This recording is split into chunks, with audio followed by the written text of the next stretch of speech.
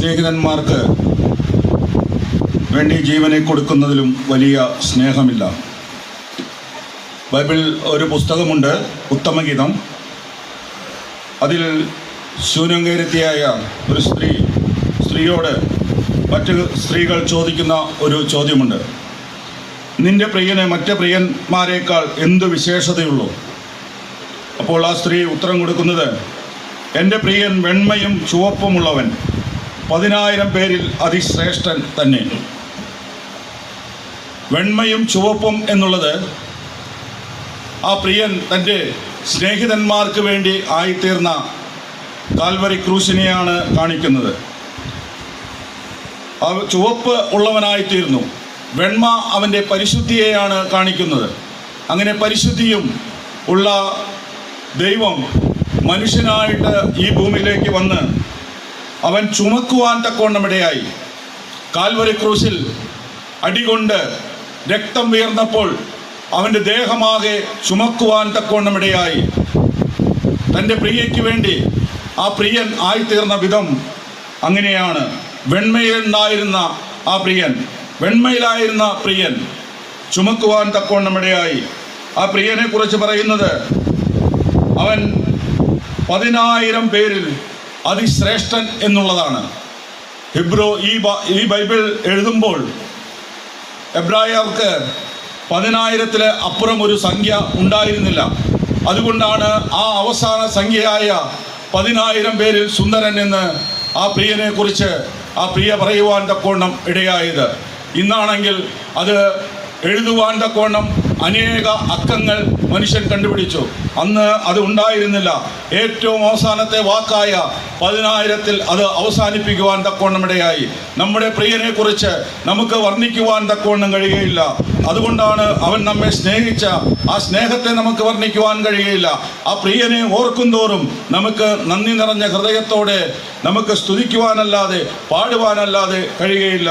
ഈ ആശയം വരുന്ന ഗാനം അലൻ ഇപ്പോൾ നമുക്ക് വേണ്ടി ആലപിക്കുന്നതായിരിക്കും.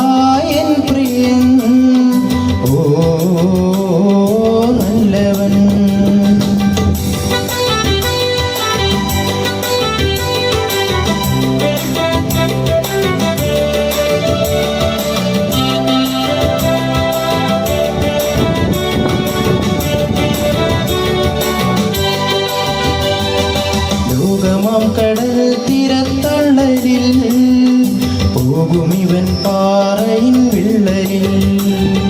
ലോകമാം കടൽ തീരത്തള്ളലിൽ പോകുമിവൻ പാറയിൻ വിള്ളലിൽ. കൈവിടുകയില്ലവനല്ലലിൽ വീഴുകിൽ തൻ ശാശ്വത കൈകളിൽ. കൈവിടുകയില്ലവനല്ലലിൽ തൻ ശാശ്വത കൈകളിൽ. ജീവിത സ്നേഹിതൻ പാരില, ജീവിത സ്നേഹിതൻ പാരില. വീണ്ടെടുത്തു എന്നെ തൻ ചോരയാ, വീണ്ടെടുത്തു എന്നെ തൻ ചോരയാ.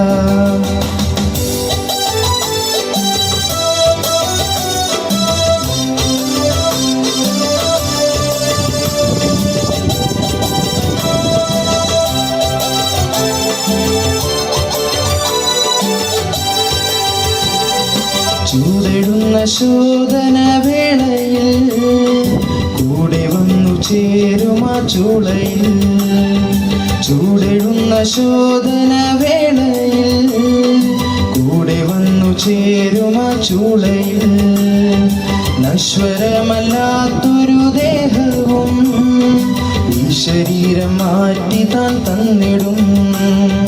നശ്വരമല്ലാത്തൊരു ദേഹവും ഈ ശരീരം മാറ്റി താൻ തന്നിടും. ഈ വിധ സ്നേഹിതൻ പാരില,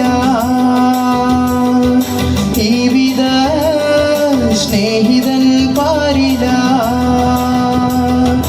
വീണ്ടെടുത്തു എന്നെ തൻ ചോരയാ, വീണ്ടെടുത്തു എന്നെ തൻ ചോരയാ.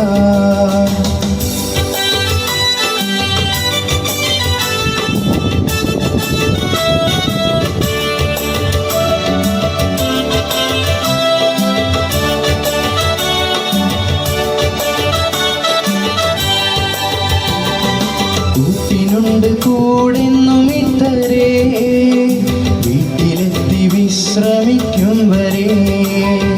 കൂട്ടിനുണ്ട് കൂടെന്നും ഇത്തരേ, വീട്ടിലെത്തി വിശ്രമിക്കും വരെ. ഹല്ലേലൂയ പാടിടും മോദമായി, വല്ലഭനാമെൻ പ്രിയൻ മൂലമായി. ഹല്ലേലൂയ പാടിടും മോദമായി, വല്ലഭനാമെൻ പ്രിയൻ മൂലമായി. ഈ വിധ സ്നേഹിതൻ പാരില, ഈ വിധ സ്നേഹിതൻ പാരില. വീണ്ടെടുത്തു എന്നെ തൻ ചോരയാൽ, വീണ്ടെടുത്തു എന്നെ തൻ ചോരയാൽ. എൻ പ്രിയൻ ഓ നല്ലവൻ, എൻ പ്രിയൻ ഓ നല്ലവൻ. ഈ വിധ സ്നേഹിതൻ പാരില, ഈ വിധ സ്നേഹിതൻ പാരില. വീണ്ടെടുത്തു എന്നെ തൻ ചോരയാൽ, വീണ്ടെടുത്തു എന്നെ തൻ ചോരയാൽ.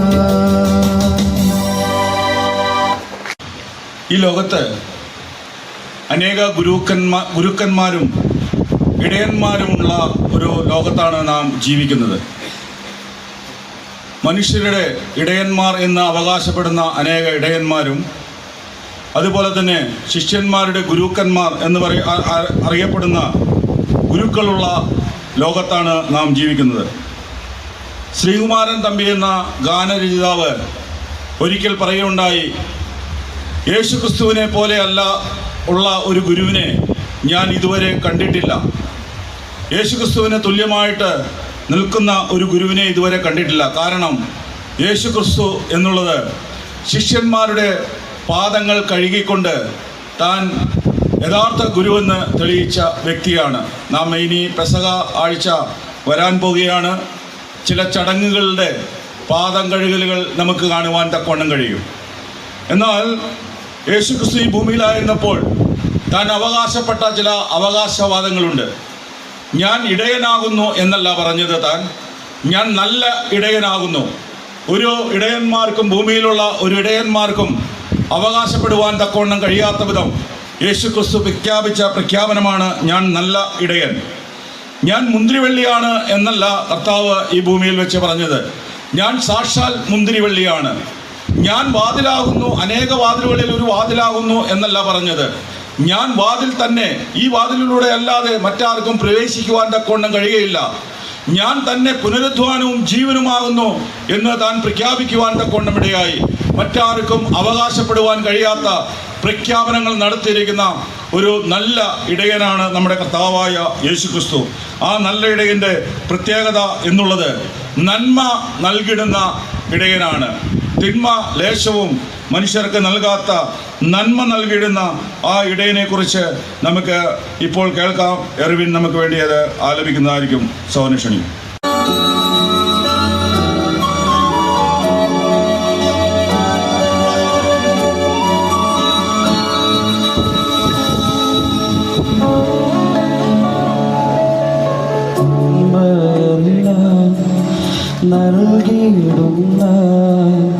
നല്ലൊരു യേശുനാഥൻ തൻവഴിയെ പിൻഗമിച്ചാലാനന്ദം നിത്യമാകും. പൊൻവെള്ളിയിൽ ശ്രേഷ്ഠനായ സൂര്യതേജോമയൻ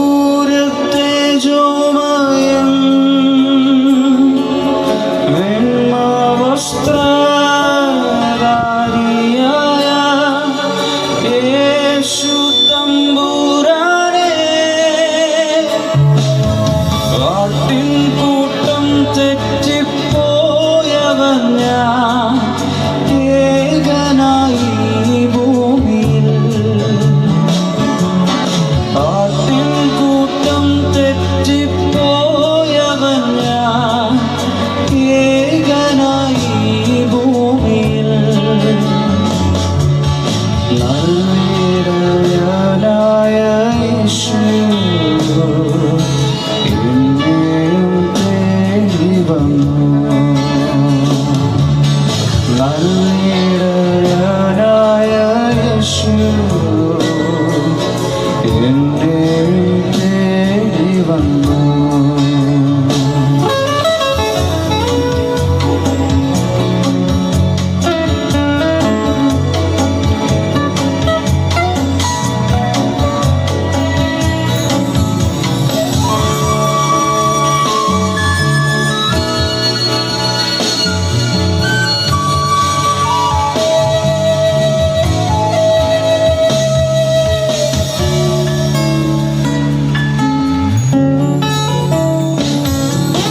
ക്രൂശുമായി പോകും നേരം എന്നെ തിരഞ്ഞവൻ, കഷ്ടതകൾ ഏറ്റതെല്ലാം എൻ്റെ രക്ഷയ്ക്കായി. എന്നെ തന്നെ യാഗമായി തിരുമുൻപിലേകിടുന്നു. വേറെയൊന്നും നൽകാനില്ല, ഞാനെന്നും നിന്റേതല്ലേ. കാട്ടിൻ കൂട്ടം തെറ്റിപ്പോയവൻ ഞാൻ ഏകനായി ഭൂമിയിൽ.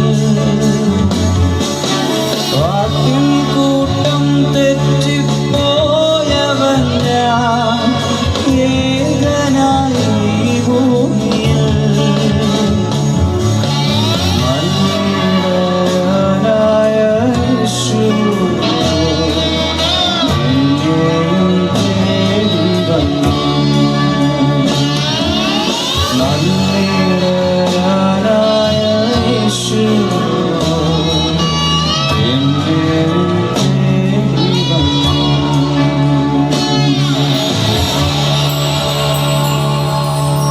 നാം ഇനി ഒരുമിച്ച് കൈകളെ അടിച്ച് എല്ലാവർക്കും എഴുന്നേറ്റ് നിന്ന് ഒരു പാട്ട് ആലപിക്കുവാൻ പോവുകയാണ്. YMF-ന്റെ സഹോദരന്മാരും പാട്ട് പാടുവാൻ കഴിവുള്ള സഹോദരന്മാർ, ഏൽപ്പിച്ചിട്ടുള്ള സഹോദരന്മാർ മുന്നോട്ട് കടന്നു വരണം. ഡേവി ചേട്ടൻ, അതുപോലെ തന്നെ ബെന്നി ചേട്ടൻ, സഹോദരന്മാർ ജിംസനൊക്കെ മുന്നോട്ട് കടന്നു വരികയാണെങ്കിൽ നമുക്ക് ഒരുമിച്ച് ഒരു പാട്ട് ആലപിക്കേണ്ടതായിട്ടുണ്ട്. നമുക്ക് എല്ലാവർക്കും ഒരുമിച്ച് കൈകളെ അടിച്ച് പാടുന്ന പാട്ട്. നാം യേശുവിൻ്റെ രക്തത്താൽ വീണ്ടെടുക്കപ്പെട്ട സർവ്വ ദൈവമക്കളും സിയോനിലേക്കുള്ള യാത്രക്കാരാണ്. നമുക്ക് ഇവിടെ കഷ്ടവും ദുഃഖവും പട്ടിണിയും ഒക്കെ ഉണ്ട്. എന്നാൽ ഇതൊന്നുമില്ലാത്ത ഒരു ദേശത്തേക്ക് നാം യാത്രക്കാരാണ് എന്ന് കാണുവാൻ തക്കവണ്ണം കഴിയും. ആ പുത്തനാം യെരൂശലേമിലേക്കുള്ള യാത്രക്കാരാണ് നാം. നീതിമാന്മാരുടെ കൂടാരങ്ങളിൽ ഉല്ലാസത്തിൻ്റെയും ജയത്തിൻ്റെയും ഘോഷമുണ്ട്. അവിടെയും ഉല്ലാസത്തിൻ്റെയും ജയത്തിൻ്റെയും ഘോഷമുണ്ട് എന്നുള്ളത് നമുക്ക് കാണുവാൻ തക്കവണ്ണം കഴിയും.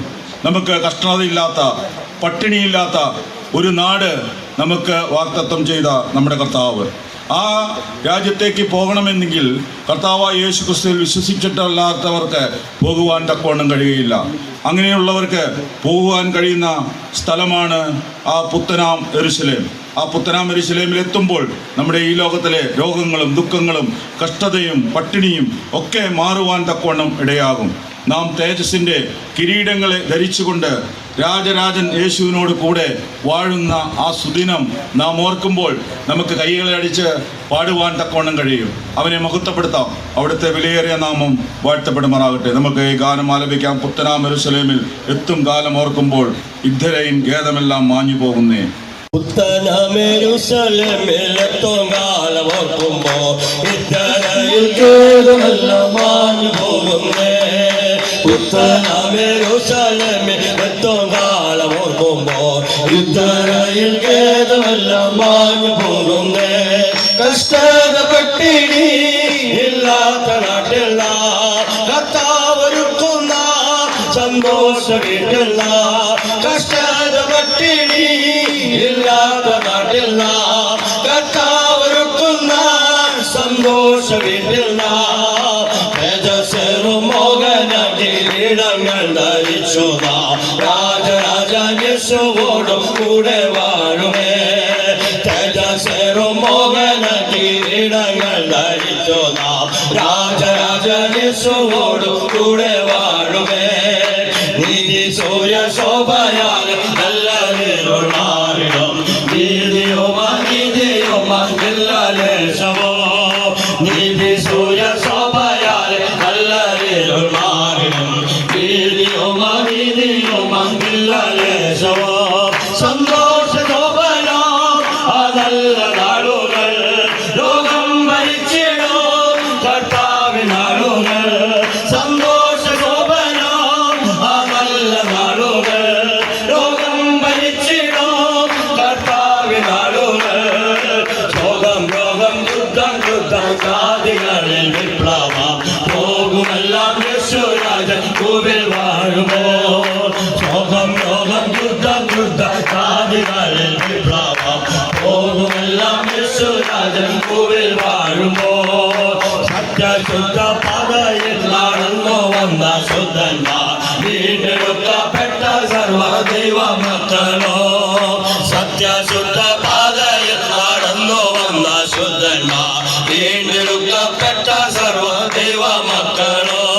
ഉല്ലാസഘോഷമായി സിയോനിൽ വന്നിടോ ദുഃഖം നെടുവീർപ്പോ സർവ്വജയം നേടോ. ഉല്ലാസഘോഷമായി സിയോനിൽ വന്നിടോ ദുഃഖം നെടുവീർപ്പോ സർവ്വജയം നേടോ. നിത്യ സന്തോഷം ശിരസിൽ ധാവനിച്ചവ നിത്യതയ്ക്കുള്ളിൽ മറയുകാലമോ. നിത്യ സന്തോഷം ശിരസിൽ ധാവനിച്ചവ നിത്യതയ്ക്കുള്ളിൽ മറയുകാലമോ. പുത്തനാം യെരൂശലേമിൽ എത്തും കാലം ഓർക്കുമ്പോൾ ഇദ്ധരയിൽ ഖേദമെല്ലാം മാഞ്ഞു പോകുന്നേ. പുത്തനാം യെരൂശലേമിൽ എത്തും കാലം ഓർക്കുമ്പോൾ ഇദ്ധരയിൽ ഖേദമെല്ലാം മാഞ്ഞു പോകുന്നേ. കഷ്ടത പട്ടിണി ഇല്ലാത്ത നാട്ടിൽ നാം കർത്താവൊരുക്കുന്ന സന്തോഷ വീട്ടിൽ നാം. കഷ്ടത പട്ടിണി ഇല്ലാത്ത നാട്ടിൽ നാം കർത്താവൊരുക്കുന്ന സന്തോഷ വീട്ടിൽ നാം. തേജസ്സേറും മോഹന കിരീടങ്ങൾ ധരിച്ചു നാം രാജരാജൻ യേശുവോട് കൂടെ വാഴുമേ. തേജസ്സേറും മോഹന കിരീടങ്ങൾ ധരിച്ചു നാം രാജരാജൻ യേശുവോട് കൂടെ വാഴുമേ. മാത്രമുണ്ടാകട്ടെ. നമ്മൾ നല്ല നല്ല പാട്ടുകൾ പാടുകയും അത് കേൾക്കുകയും ആസ്വദിക്കുകയും ചെയ്തുകൊണ്ടിരിക്കുന്ന ഈ സമയം ആയിരുന്നു. എന്നാൽ ഇപ്പോൾ നമുക്ക് നമ്മുടെ ലക്ഷ്യം എന്നുള്ളത് ദൈവവചനം കേൾക്കുക, ഇവിടെയുള്ള ചുറ്റുവട്ടത്തുള്ള ദൈവവചനം അറിയിക്കുക എന്ന ലക്ഷ്യമാണ് നമുക്കുള്ളത്. അതുകൊണ്ട് ഇപ്പം നമ്മുടെ ഈ ശുശ്രൂഷയുടെ വചന ശുശ്രൂഷ ചെയ്യുന്നത് പ്രിയ ജാക്സൺ ജോസഫ് വരാകർ സഹോദരനാണ്. പ്രിയ സഹോദരൻ സ്റ്റേജിൽ കടന്നു വന്നിരിക്കണമെന്ന് ഓർപ്പിക്കുന്നു.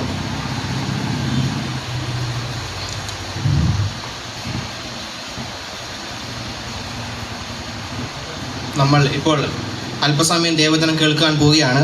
നമ്മോട് ദൈവവചനം കേൾക്കുക, നമ്മളത് ദൈവവചനം കേൾക്കുക മാത്രമല്ല നമ്മൾ അനുസരിക്കും കൂടി ചെയ്യണം എന്നാണ് നമ്മൾ വചനത്തിലൂടെ കാണുന്നത്.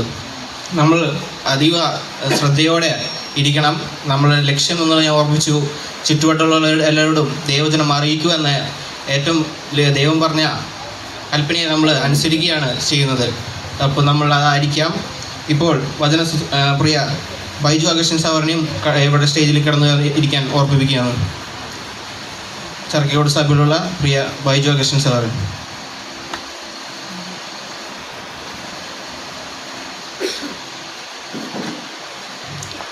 ഓക്കെ, ഇപ്പം നമ്മുടെ വചന ശുശ്രൂഷ അനുഗ്രഹത്തിനായി പ്രിയ ശുശ്രൂഷനായി ടി.എ. ജോൺ സഹോദരൻ, വരാക്കരയുള്ള ടി.എ. ജോൺ സഹോദരൻ കടന്നു വന്ന് പ്രാർത്ഥിച്ച് വചന ശുശ്രൂഷ ആരംഭിക്കുന്നതായും പ്രിയ സഹോദരനെ ക്ഷണിക്കുന്നു.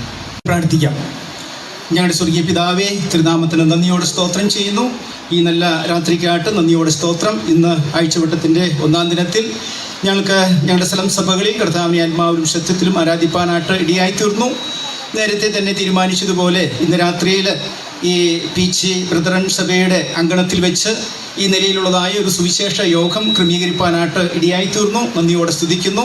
ഇവിടെയുള്ള സ്ഥലം സഭയെ ഓർത്ത് ഞങ്ങൾ ദൈവത്തെ സ്തുതിക്കുന്നു. ദീർഘവർഷങ്ങളായിട്ട് ഈ ദേശത്ത് ദൈവവചനത്തിൻ്റെ സാക്ഷ്യം വഹിച്ചു വരുന്നു എന്നുള്ളതോർത്ത് ദൈവത്തെ സ്തുതിക്കുന്നു. പീച്ചി ദേശത്തിനു വേണ്ടി ഞങ്ങൾ പ്രത്യേകം പ്രാർത്ഥിക്കുന്നു. ദൈവം ഈ ദേശത്തെ ആദരിക്കുന്നു എന്നുള്ളതോർത്ത് നന്ദിയോടെ സ്തോത്രം. ദീർഘവർഷങ്ങളായി തന്നെ പീച്ചിയുടെ പ്രദേശങ്ങളിൽ ദൈവവചനം കടന്നു വരുവാൻ, അനേകരെ കർത്താവിനെ അറിയുവാൻ ആ നിലയിൽ വേർപെട്ട ദൈവജനം ധാരാളം തിങ്ങിപ്പാർക്കുന്ന ഒരു പ്രദേശമാണ് പീച്ചി. വീണ്ടും വീണ്ടും ദൈവത്തിൻ്റെ ആത്മാവ് ഈ ദേശത്തോട് അവിടുന്ന് ഇടപെടുന്നു എന്നുള്ളതോർത്ത് നന്ദിയോടെ സ്തോത്രം ചെയ്യുന്നു. സ്വർഗത്തിലെ ദൈവത്തിൻ്റെ ഇച്ഛ ഒരു മനുഷ്യനും നശിച്ചു പോകരുത് എന്നുള്ളതാണ്. സകല മനുഷ്യരും രക്ഷപ്രാപിപ്പാനും സത്യത്തിൻ്റെ പരിജ്ഞാനത്തിലെത്തുവാനും ദൈവം ഇച്ഛിക്കുന്നു എന്ന് ഞങ്ങൾ തിരുവഴുത്തിൽ വായിക്കുന്നു. ഇന്ന് രാത്രിയിലും ചില വ്യക്തികൾ മാനസാന്തരപ്പെടണം, ദൈവവചനം കേട്ട് യഥാർത്ഥമായ രക്ഷയുടെ അനുഭവത്തിലേക്ക് വരണം. അതാണ് സ്വർഗത്തിലെ ദൈവത്തിൻ്റെ ഇച്ഛ. ആ നിലയിൽ സുവിശേഷത്തിൻ്റെ സാക്ഷ്യം വിവിധ നിലയിൽ ഈ സ്ഥലം സഭയോട് ചേർന്ന് ഈ പ്രദേശങ്ങളിൽ വഹിച്ചു വരുന്നു എന്നുള്ളതോർത്ത് നന്ദിയോടെ സ്തോത്രം ചെയ്യുന്നു. ഇന്ന് രാത്രിയിലും ക്രമീകരിക്കപ്പെട്ടതായ യോഗത്തിനായിട്ട് നന്ദിയോടെ സ്തോത്രം ചെയ്യുന്നു. ഞങ്ങൾ അവിടുത്തെ സന്നിധിയിൽ ഇരുന്ന് അവിടുത്തെ അനുഗ്രഹീതമായിട്ടുള്ള ഗാനങ്ങൾ ഞങ്ങൾ ശ്രവിക്കുകയായിരുന്നു. മക്കൾക്ക് പാടുവാനായിട്ടുള്ള കൃപ കൊടുത്തു. ആത്മാവിൽ നിറഞ്ഞ് അവർക്ക് പാടുവാനായിട്ട് ഇടയായിത്തീർന്നു. ഞങ്ങൾക്കും പാടി ആസ്വദിച്ച് ദൈവത്തെ മഹത്വപ്പെടുത്തുവാനായിട്ട് ഇടയായിത്തീർന്നു. ദൈവസ്നേഹത്തെ വർണ്ണിക്കുന്നതായ മനോഹരമായ ഗാനങ്ങൾ ആലപിപ്പാനായിട്ട് ഇടയായിത്തീർന്നു. പ്രത്യാശയെ പുതുക്കുന്നതായ ഗാനങ്ങൾ ആലപിപ്പാനായിട്ട് ഇടയായിത്തീർന്നു. നന്ദിയോടെ സ്തുതിക്കുന്നു. തുടർന്ന് ഞങ്ങൾ ദൈവവചന കേൾവിക്കായിട്ട് ദൈവസന്നിധിയിൽ ഇരിക്കുന്നു. യഹോവേ അരുളി ചെയ്യണമേ എന്ന മനോഭാവത്തോടുകൂടെ ദൈവസന്നിധിയിൽ ഇരിപ്പാനായിട്ട് ഞങ്ങൾ സഹായിക്കണം. ഇന്ന് രാത്രിയിൽ ദൈവവചനം പ്രഘോഷിപ്പാനായിട്ട് നിയോഗിക്കപ്പെട്ടതായ പ്രിയ ജാക്സനായിട്ട് നന്ദിയോടെ സ്തുതിക്കുന്നു. നന്ദിയോടെ സ്തോത്രം ചെയ്യുന്നു. ആത്മാവിൽ നിറച്ച് ഞങ്ങളുടെ മധ്യയെ കൊണ്ടുവന്നതുകൊണ്ട് നന്ദിയോടെ സ്തോത്രം ചെയ്യുന്നു. കൂടി വന്നിരിക്കുന്ന സദസ്സിന് ആവശ്യമായ ദൂത് അവിടുത്തെ മകനിൽ കൂടെ കർത്താവ് നൽകണം എന്ന് ഞങ്ങൾ പ്രാർത്ഥിക്കുന്നു. കടന്നു വന്നതുപോലെയല്ല, ആത്മീക അനുഗ്രഹം പ്രാപിച്ചവരായിട്ട് നിറഞ്ഞവരായിട്ട് കടന്നു പോകുവാൻ ഇടയാക്കണമേ എന്ന് ഞങ്ങൾ പ്രാർത്ഥിക്കുന്നു. സകല മനുഷ്യരും രക്ഷിക്കപ്പെടണം. കർത്താവേ, മാനസാന്തരപ്പെടണം. അതാണ് ദൈവത്തിൻ്റെ ഇച്ഛ. ഇനി ഞങ്ങളുടെ മുൻപിൽ അധിക സമയമില്ല. ഞങ്ങളുടെ കർത്താവിൻ്റെ വരവ് ഏറ്റവും അടുത്ത നാളുകളിലാണ് ഞങ്ങളായിരിക്കുന്നത്. ഇന്ന് രാത്രിയിൽ ദൈവത്തിൻ്റെ ആത്മാവ് ഇവിടെ പരിവർത്തിക്കുമാറാകണമേ എന്ന് ഞങ്ങൾ പ്രാർത്ഥിക്കുന്നു. ആത്മാവിൻ്റെ നിയന്ത്രണവും ശക്തിയും ഉള്ളതിനായിട്ട് നന്ദിയോടെ സ്തോത്രം. ഇവിടെയുള്ളതായ എല്ലാ സാങ്കേതിക ഉപകരണങ്ങളെയും നിയന്ത്രിക്കുന്നതോർത്ത് നന്ദിയോടെ സ്തോത്രം. അവിടുത്തെ കരങ്ങളിൽ എളിവരെ തരുന്നു. വിശേഷാല് അവിടുത്തെ ദാസൻ ജാക്സിനെ തിരുക്കരങ്ങളിലേക്ക് തരുന്നു. ആത്മാവിൽ നിറഞ്ഞ് കൂടി വന്നിരിക്കുന്ന സദസ്സിന് ആവശ്യമായ ദൂത് അവിടുത്തെ ദാസികൾ കൂടെ കൊടുക്കണമേ എന്ന് ഞങ്ങൾ പ്രാർത്ഥിക്കുന്നു. വിശേഷാൽ YMF തൃശ്ശൂർ യൂണിറ്റിനോട് ബന്ധത്തിലും കൂടിയാണല്ലോ ഈ മീറ്റിംഗ് ക്രമീകരിച്ചത്. കഴിഞ്ഞ നാളുകളിൽ YMF തൃശ്ശൂർ യൂണിറ്റ് തൃശ്ശൂർ ജില്ലയുടെ വിവിധ ഭാഗങ്ങളിൽ ഈ നിലയിലുള്ള കൺവെൻഷനുകൾ അതുപോലെ ഇതര സുവിശേഷ യോഗങ്ങൾ നടത്തി വരുന്നു. ആ നിലയിൽ മക്കൾ കൊടുത്തിരിക്കുന്ന ആത്മീക ചൈതന്യത്തിനും ആത്മീക ഉണർവിനും ആത്മീക കാഴ്ചപ്പാടിനായിട്ട് നന്ദിയോടെ സ്തുതിക്കുന്നു, സ്തോത്രം ചെയ്യുന്നു. അവിടുന്ന് ഈ സ്ഥലം സഭയ്ക്കായിട്ട് നന്ദിയോടെ സ്തോത്രം. ഇവിടെ ഉത്തരവാദിത്തപ്പെട്ട ദേവദാസന്മാർക്കായി സ്തോത്രം. അവരുടെ നല്ല ദർശനത്തിനായി സ്തോത്രം. പ്രാർത്ഥന കേട്ടതുകൊണ്ട് സ്തുതിക്കുന്നു. യേശു കർത്താവിന്റെ നാമത്തിൽ ഏറ്റവും താഴ്മയും വിനയമായിട്ട് അപേക്ഷിക്കുന്നു. കേൾക്കണം ഞങ്ങളുടെ സ്വർഗീയ നല്ല പിതാവേ. ആമേൻ. കർത്താവേ, ഞങ്ങൾ അങ്ങയെ സ്തുതിക്കുന്നു. ഈ നല്ല സമയത്തിനായിട്ട് സ്തോത്രം. ഇന്ന് പകലിൽ വ്യത്യസ്ത സ്ഥലങ്ങളിൽ അങ്ങയെ ആരാധിച്ച് മഹത്വപ്പെടുത്തുവാൻ കർത്താവെ ഞങ്ങളെ സഹായിച്ചു എന്നുള്ളത് കൊണ്ട് സ്തോത്രം ചെയ്യുന്നു. കർത്താവെ, ഈ ദേശത്തെ അങ്ങ് വീണ്ടും സ്നേഹിക്കുന്നു എന്നുള്ളത് കൊണ്ട് നന്ദി പറയുന്നു. ദൈവവചനത്തിൻ്റെ കേൾവി അനേക തവണകൾ ഈ ദേശം കേട്ടിട്ടുണ്ട്. അനേകർ ദൈവഭാഗത്തേക്ക് കടന്നു വന്നിട്ടുണ്ട്. എന്നാൽ ഇനിയും അനേകർ ദൈവത്തെങ്കിലേക്ക് കടന്നു വരുവാനായിട്ട് ഉണ്ട് എന്നുള്ളത് ദൈവം ഓർപ്പിക്കുന്നു എന്നുള്ളത് കൊണ്ട് സ്തോത്രം. അതുകൊണ്ടാണ് വീണ്ടും വീണ്ടും ഈ സ്ഥലങ്ങളിൽ ദൈവത്തിൻ്റെ വചനം പ്രചരിപ്പിക്കുവാനായിട്ട് ഇടയായിത്തീരുന്നത് എന്നുള്ളത് കൊണ്ട് ഞങ്ങൾ അങ്ങേ സ്തുതിക്കുന്നു. ഈ ദിനം അങ്ങ് അവകാശമായി തന്നു എന്നുള്ളത് കൊണ്ട് സ്തോത്രം. ഇവിടെയുള്ള സഭയ്ക്കായിട്ട് നന്ദി പറയുന്നു. നാളുകളോളം അങ്ങയുടെ വിശ്വസ്ത സാക്ഷ്യമായി ഇവിടെ നിലനിൽക്കുവാൻ കർത്താവ് ഇടയാക്കി എന്നുള്ളത് കൊണ്ട് നന്ദി. തുടർന്നും കർത്താവ് കൃപ നൽകണമേ എന്ന് പ്രാർത്ഥിക്കുന്നു. YMF-നായിട്ട് സ്തോത്രം. ഈ സഭയോട് ചേർന്ന് ഈ ദേശത്ത് ദൈവത്തിൻ്റെ വചനം അറിയിക്കുവാൻ കൊടുത്ത ഭാരത്തിനായിട്ട് നന്ദി പറയുന്നു. ഇന്ന് ദൈവവചനം സംസാരിക്കുന്ന ദൈവദാസനെ തിരുകരങ്ങളിലേക്ക് ഏൽപ്പിക്കുന്നു.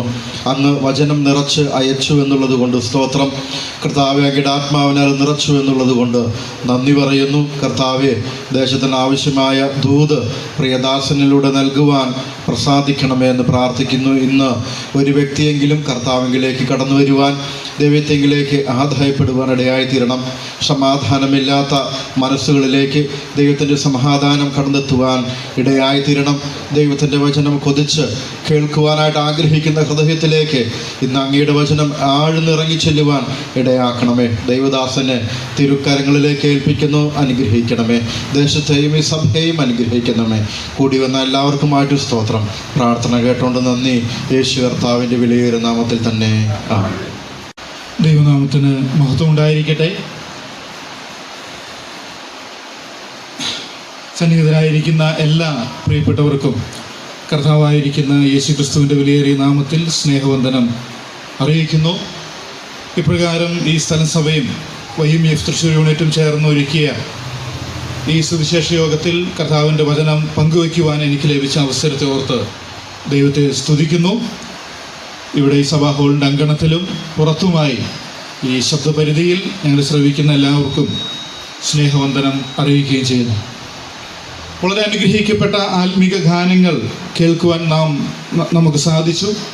അത് പാടിയ പ്രിയ സഹോദരി സഹോദരന്മാർക്കായിട്ടും ദൈവത്തെ സ്തുതിക്കുന്നു. തുടർന്നുള്ള അല്പസമയം ദൈവവചനത്തിൽ നിന്നുള്ള കേൾവിക്ക് വേണ്ടി നമുക്ക് ചെലവഴിക്കാം. അതിന് ആധാരമായി വിശുദ്ധ ബൈബിളിൽ നിന്നും ഒരു വാക്യം വായിച്ച് കേൾപ്പിക്കുവാൻ ആഗ്രഹിക്കുന്നു.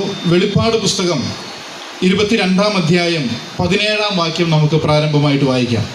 വെളിപ്പാട് പുസ്തകം 22-ാം അധ്യായം 17-ാം വാക്യം. വരിക എന്ന് ആത്മാവും മണവാട്ടിയും പറയുന്നു, കേൾക്കുന്നവനും വരിക എന്ന് പറയട്ടെ.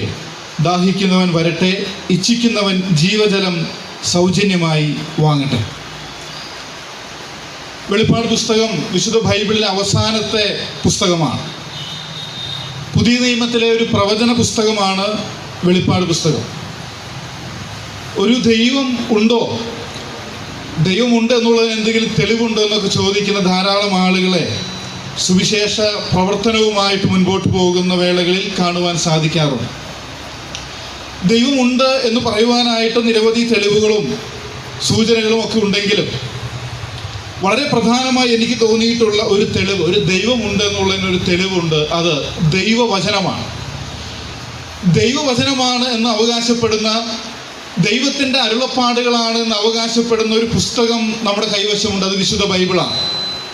അപ്പോൾ ദൈവമുണ്ടോ എന്ന് ചോദിച്ചാൽ ദൈവത്തിൻ്റെ വചനം രേഖപ്പെടുത്തി നമ്മുടെ കൈകളിൽ കിട്ടിയിരിക്കുന്നു എന്നുള്ളത് കൊണ്ട്, ഈ പുസ്തകത്തിൻ്റെ രചയിതാവ് ദൈവമാണെന്ന് ഈ പുസ്തകം അവകാശപ്പെടുന്നത് കൊണ്ട് നമ്മുടെയൊക്കെ കരങ്ങളിൽ ഈ പുസ്തകം ഉണ്ട് എന്നുള്ളത് തന്നെ ഒരു ദൈവത്തിൻ്റെ അസ്തിത്വത്തിന് തെളിവാണ്.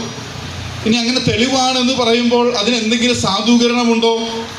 വിശുദ്ധ ബൈബിൾ ദൈവത്തിൻ്റെ വചനമാണ് എന്ന് ബൈബിൾ അവകാശപ്പെടുന്നു എന്ന് പറയുമ്പോൾ ഇവിടെയുള്ള സഭ ദൈവദാസന്മാർ അത് ഏറ്റുപറയുമ്പോൾ ബൈബിൾ ദൈവത്തിൻ്റെ വചനമാണ് എന്നുള്ളതിന് എന്തെങ്കിലും സാധൂകരണമുണ്ടോ എന്നുള്ളൊരു ചോദ്യം ന്യായമായിട്ടുണ്ട്. ബൈബിൾ ദൈവത്തിൻ്റെ വചനമാണോ എന്നുള്ളത് വ്യത്യസ്തങ്ങളായിട്ടുള്ള ഉരകല്ലുകളിൽ ഉരച്ച് ബോധ്യപ്പെട്ടിട്ടുള്ള ഒരു കാര്യമാണ്. എൻ്റെ വിഷയം അതല്ലാത്തത് കൊണ്ട് അതിലേക്ക് കൂടുതലായി കടക്കുവാൻ ഞാൻ ആഗ്രഹിക്കുന്നില്ല. എന്നാൽ ബൈബിൾ ദൈവത്തിൻ്റെ വചനമാണ് എന്ന് വ്യക്തമായി പറയുവാൻ സാധിക്കുന്ന ഒരു തെളിവാണ് ബൈബിളിലെ പ്രവചന ഭാഗങ്ങൾ എന്നുള്ളത്. ബൈബിളിൽ ധാരാളം പ്രവചനങ്ങൾ അടങ്ങിയിട്ടുണ്ട്. പുതിയ നിയമത്തിലും പഴയ നിയമത്തിലുമായി അനേക പ്രവചനങ്ങൾ ദൈവവചനമാകുന്ന ബൈബിളിൽ നമുക്ക് കാണുവാനായിട്ട് സാധിക്കും. ആ പ്രവചനങ്ങളും ആ പ്രവചനങ്ങളുടെ ചരിത്രത്തിലെ നിവൃത്തിയും ഒക്കെ പഠിച്ചാൽ ബൈബിൾ ദൈവവചനമാണ്, മാനുഷികമായിട്ടുള്ളൊരു ഗ്രന്ഥമല്ല എന്ന് 101% ഉറപ്പിച്ച് പറയുവാനായിട്ട് നമുക്ക് സാധിക്കും. അതിനൊരു തെളിവ് മാത്രമാണ് ഇസ്രയേൽ രാഷ്ട്രം എന്നുള്ളത്. ഇസ്രയേലിനെ പറ്റി ധാരാളം പ്രവചനങ്ങൾ ബൈബിളിൽ കാണുവാനായിട്ട് സാധിക്കും. വിശുദ്ധ ബൈബിളിൽ പുതിയ നിയമത്തിൽ മത്തായിയുടെ സുവിശേഷം 24-ാം അധ്യായത്തിലേക്ക് നാം വരുമ്പോൾ ഭാവിയിൽ സംഭവിക്കുവാനുള്ള ഒട്ടനവധി കാര്യങ്ങളെ പറ്റി പ്രവചനമായി അവിടെ പറഞ്ഞിട്ട് 24-ാം അധ്യായം 34-ാം വാക്യത്തിൽ നാം ഇപ്രകാരം വായിക്കുന്നുണ്ട്: ഇതൊക്കെയും സംഭവിച്ചു തീരുവോളവും ഈ തലമുറ ഒഴിഞ്ഞു പോകുകയില്ല. അവിടെ ഈ തലമുറ എന്ന് പറയുന്നത് ഈ സന്തതി അല്ലെങ്കിൽ ഈ ജനത എന്നുള്ള ആശയത്തിലാണ്, അല്ലെങ്കിൽ ഇസ്രയേൽ ജനത്തെ പറ്റിയാണ്. ഒട്ടനവധി പ്രവചനങ്ങൾ ഭാവിയിൽ നടക്കുവാനുള്ള കാര്യങ്ങൾ പറഞ്ഞിട്ട് അവിടെ കർത്താവായ യേശു ക്രിസ്തു പറയുകയാണ്, ഇതൊക്കെ സംഭവിച്ചു തീരുവോളവും ഈ തലമുറ അല്ലെങ്കിൽ ഈ ജനത, ഈ അബ്രഹാമിന്റെ സന്തതിയായിരിക്കുന്ന ഈ ജനത, ഇസ്രയേൽ എന്നുള്ള രാഷ്ട്രം ഒഴിഞ്ഞു പോകുകയില്ല. നമുക്കറിയാം, എത്രയോ രാഷ്ട്രങ്ങൾ ഉദയം ചെയ്തു, അസ്തമിച്ചു. എത്രയോ സാമ്രാജ്യങ്ങൾ ചരിത്രത്തിൽ ഉദയം ചെയ്തു, അസ്തമിച്ചു.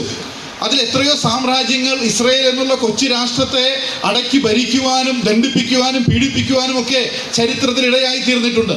എന്നാൽ ആ സാമ്രാജ്യങ്ങൾക്കൊക്കെ അവസാനം വന്നു.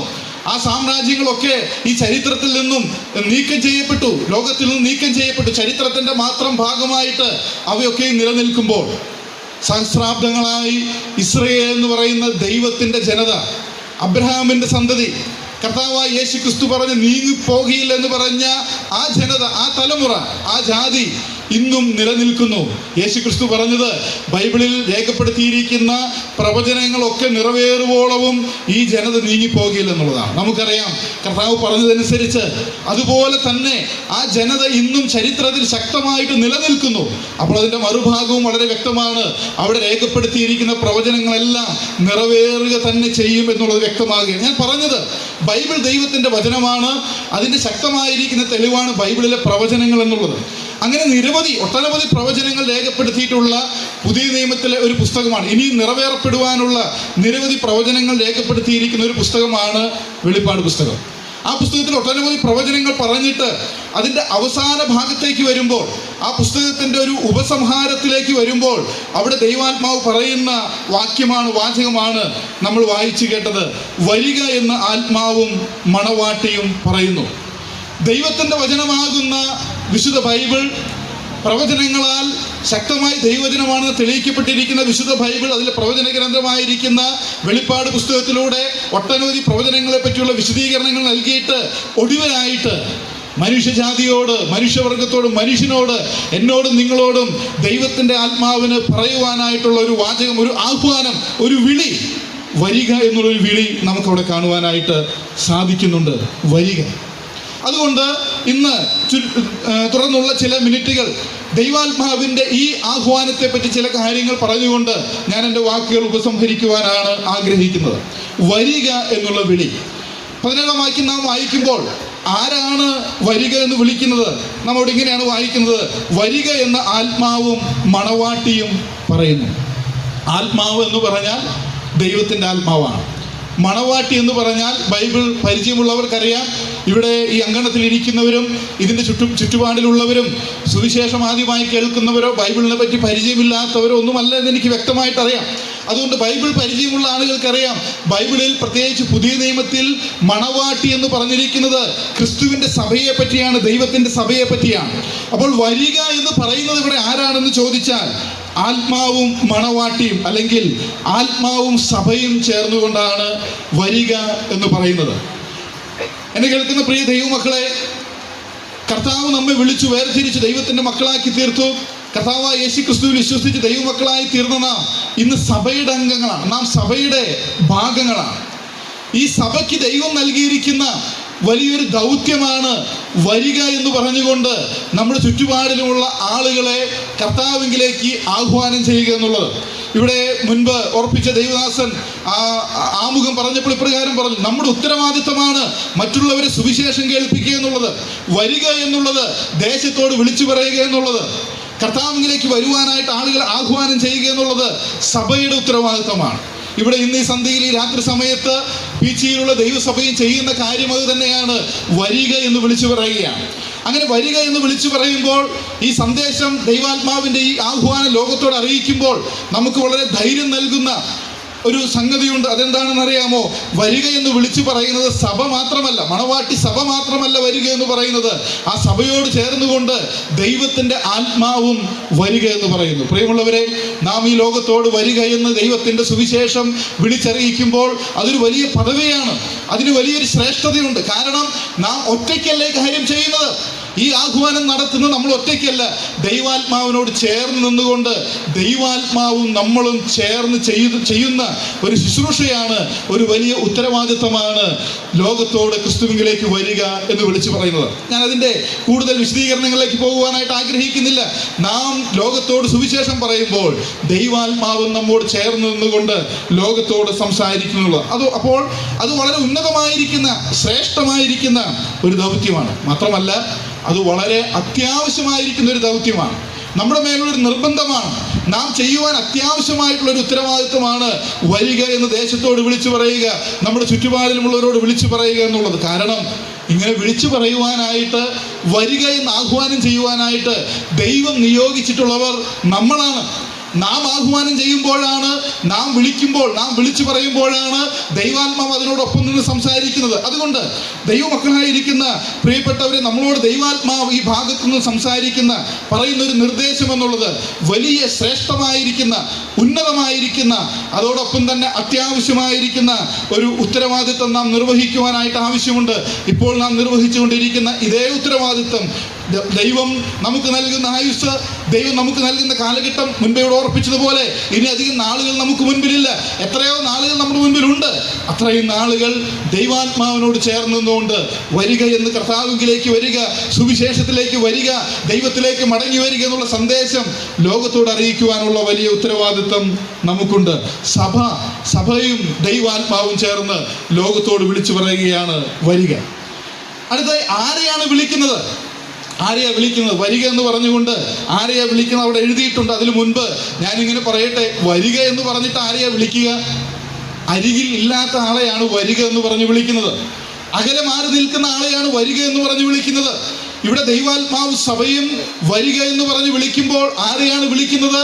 ദൈവത്തിൻ്റെ അടുക്കലില്ലാത്ത, ദൈവത്തിൻ്റെ അരികിലില്ലാത്ത, ദൈവത്തിൽ നിന്ന് അകന്നു മാറി നിൽക്കുന്ന ഒരു കൂട്ടം ആളുകളെയാണ് ഇവിടെ വരിക എന്ന് വിളിക്കുന്നത്. ആരാ ദൈവത്തിൽ നിന്ന് മാറി നിൽക്കുന്നത്?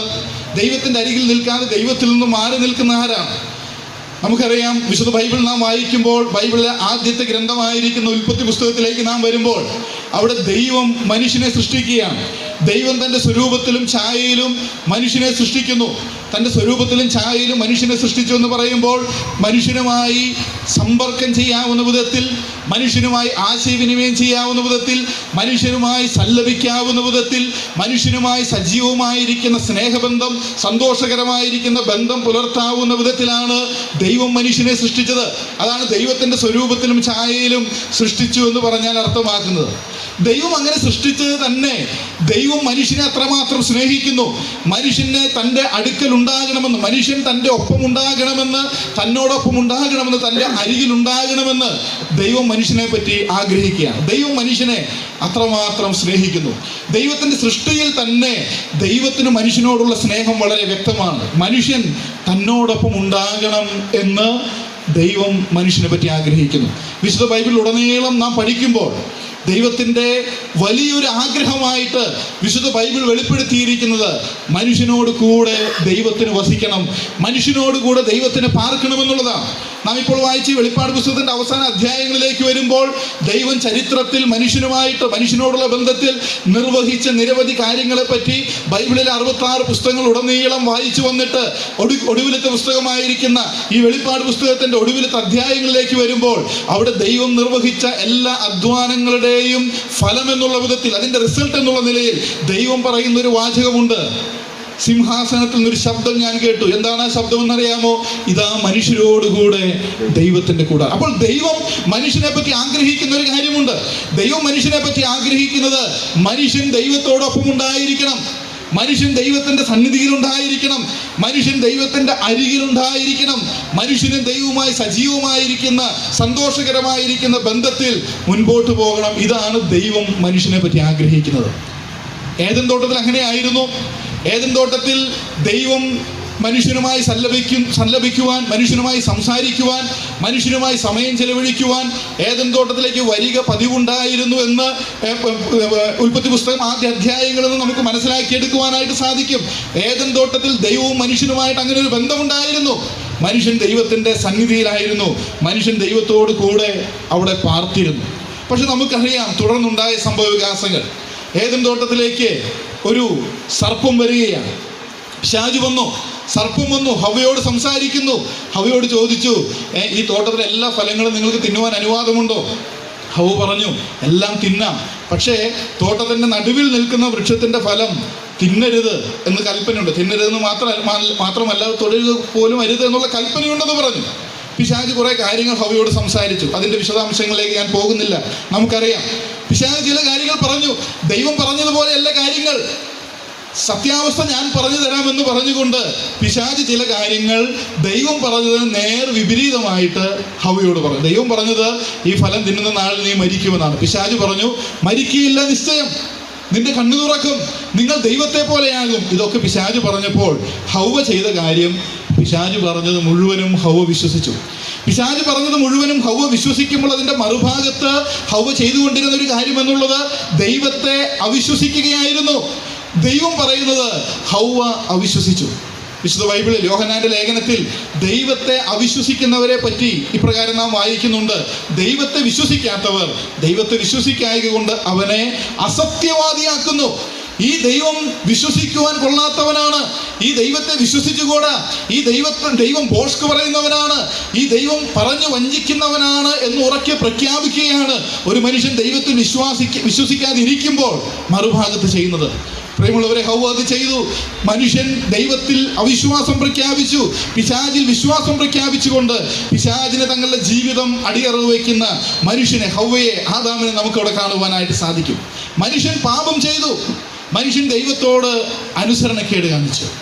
അന്നും സന്ധ്യയായപ്പോൾ പതിവ് പോലെ ദൈവം തോട്ടത്തിലേക്ക് വന്നു.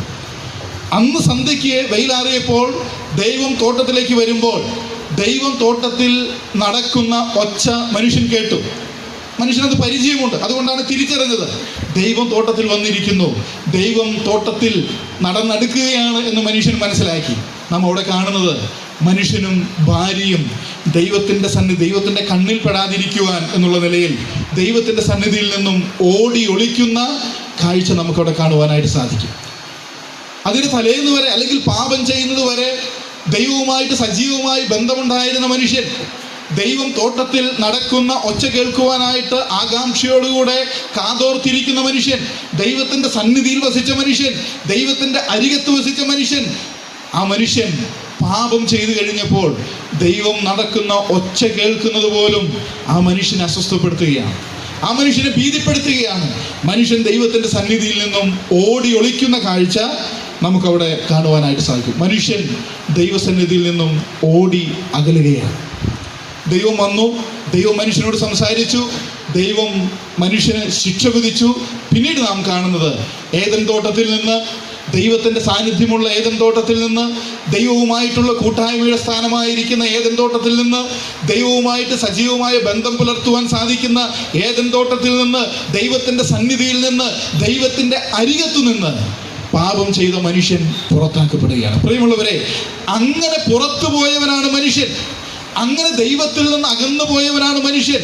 ഇന്ന് മനുഷ്യൻ്റെ അവസ്ഥ എന്നുള്ളത്, ആദ്യ മാതാപിതാക്കളായിരിക്കുന്ന ആദം ഹവ്വ ദമ്പതികളുടെ മക്കളായി ഭൂമിയിൽ ജനിച്ചിരിക്കുന്ന സകല മനുഷ്യരുടെയും അവസ്ഥ എന്നുള്ളത്, അവരെല്ലാവരും പാപികളാണ്. ബൈബിൾ അത് വളരെ വ്യക്തമായിട്ട് പ്രഖ്യാപിക്കുകയാണ്. നീതിമാൻ ആരുമില്ല, ഒരുത്തൻ പോലുമില്ല. എല്ലാവരും വഴിതെറ്റി ഒരുപോലെ കൊള്ളരുതാത്തവരായി തീർന്നു. എല്ലാവരും വഴിതെറ്റി സഞ്ചരിച്ചു. എല്ലാവരും ദൈവോന്മുഖമായി സഞ്ചരിക്കേണ്ടവരാണ്, ദൈവത്തിൻ്റെ ദിശയിലേക്ക് സഞ്ചരിക്കേണ്ടവരാണ്, ദൈവത്തിൻ്റെ ഇഷ്ടങ്ങളിൽ കൂടി സഞ്ചരിക്കേണ്ടവരാണ്, ദൈവത്തിൻ്റെ പാതകളിൽ കൂടെ സഞ്ചരിക്കേണ്ടവരാണ്. പക്ഷെ പാപം ചെയ്ത മനുഷ്യൻ, ദൈവത്തെ തള്ളിക്കളഞ്ഞ മനുഷ്യൻ, ദൈവത്തെ അവിശ്വസിച്ചുകൊണ്ട് ദൈവത്തെ ശത്രുവായി പ്രഖ്യാപിച്ച മനുഷ്യൻ ദൈവം ഉദ്ദേശിച്ച വഴികളിൽ നടക്കാതെ വഴിതെറ്റി നടക്കുന്നു. അങ്ങനെ ദൈവത്തിൽ നിന്നും അകന്നുപോയ മനുഷ്യനെയാണ് ലോകത്തിൽ നമുക്ക് കാണുവാനായിട്ട് സാധിക്കുക.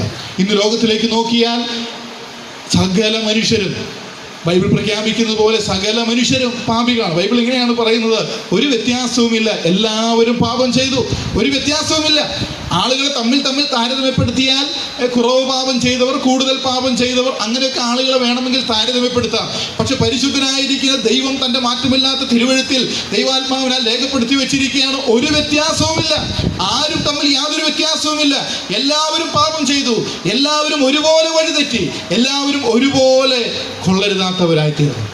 മനുഷ്യൻ പാപിയാണ്, മനുഷ്യൻ ദൈവത്തിൽ നിന്നകന്നു. ഇന്ന് നാം നമ്മുടെ ചുറ്റുപാടിലേക്ക് നോക്കിയാൽ, നമ്മുടെ സമൂഹത്തിലേക്ക് നാം നോക്കിയാൽ, പണ്ടൊക്കെ സുവിശേഷം പ്രസംഗിക്കുമ്പോൾ ഞങ്ങളൊക്കെ പറയാറുള്ളത് മാധ്യമങ്ങളിലേക്ക് നോക്കിയാൽ, വാർത്താ മാധ്യമങ്ങളിലേക്ക് നോക്കിയാൽ എന്നൊക്കെയാണ്. കാരണം അങ്ങനെയുള്ള സംഭവങ്ങളൊക്കെ ദൂരെയൊക്കെയാണ് നാം കേൾക്കാറുള്ളത്. പക്ഷെ ഇന്ന് മാധ്യമങ്ങളിലേക്ക് പോകണ്ട, നമ്മുടെ നാട്ടിലേക്ക് നോക്കിയാൽ, നമ്മുടെ സമൂഹത്തിലേക്ക് നോക്കിയാൽ, നമ്മുടെ ചുറ്റുപാടുകളിലേക്ക് നോക്കിയാൽ പാപം എത്രമാത്രം മനുഷ്യനെ കീഴടക്കിയിരിക്കുന്നു, മനുഷ്യൻ എത്രമാത്രം പാപത്തിലാണ് ജീവിക്കുന്നത് എന്ന് നമുക്ക് മനസ്സിലാക്കുവാനായിട്ട് സാധിക്കും. ലോകത്തിൽ വെളിപ്പെട്ടുകൊണ്ടിരിക്കുന്ന പാപപ്രവൃത്തികളെ പറ്റി ഞാൻ വിശദീകരിക്കുവാനായിട്ട് ആവശ്യമില്ലല്ലോ. നമ്മുടെ കൊച്ചു കേരളത്തിലേക്ക്, നമ്മുടെ സമൂഹത്തിലേക്ക് തന്നെ വന്നാൽ എത്രമാത്രം ഒരു കാലഘട്ടത്തിലൊക്കെ ചെറിയ കുട്ടികൾ, സ്കൂളിൽ പോകുന്ന കുട്ടികൾ, അവരൊക്കെ വളരെ ഓമനത്വത്തോടു കൂടെയൊക്കെ കണ്ടുകൊണ്ടിരുന്ന നാം ഇന്ന് അവരെ വളരെയധികം ഭയപ്പെടേണ്ട ഒരു സ്ഥിതിവിശേഷമായിരിക്കുകയാണ്. കഴിഞ്ഞ ദിവസം SSLC എക്സാം അവസാനിക്കുന്ന ദിവസം മൊബൈൽ ഫോണുകളിലൊക്കെ, പ്രത്യേകിച്ച് സ്കൂളുകളിൽ പഠിക്കുന്ന കുഞ്ഞുങ്ങളുടെ മാതാപിതാക്കളുടെ ഫോണുകളിലൊക്കെ സ്കൂളുകളിൽ നിന്നൊക്കെ ഒരു സന്ദേശം വന്നു. ആ സന്ദേശം വന്ന് ഇങ്ങനെയാണ്: നിങ്ങളുടെ കുഞ്ഞുങ്ങളെ നിങ്ങൾ സ്കൂളുകളിൽ നിന്ന് വന്ന് തിരിച്ചു കൊണ്ടുപോകണം. നിങ്ങളുടെ മൊബൈലിൽ വന്ന് കാണും, എൻ്റെ ഫോണിലും വന്നു, നിങ്ങളുടെ കുഞ്ഞുങ്ങളെ നിങ്ങൾ വന്ന് കൊണ്ടുപോകണം. കാരണം അതിന് കാരണവും അതിന് താഴെ രേഖപ്പെടുത്തിയിട്ടുണ്ട്. അടിച്ചു പിരിയുക എന്നുള്ളതാണ് ഇപ്പോഴത്തെ ശൈലി എന്നാണ്. എനിക്ക് എൻ്റെ മകൾ പഠിക്കുന്ന സ്കൂളിൽ നിന്ന് വന്ന മെസ്സേജാണ് ഞാൻ പറയുന്നത്.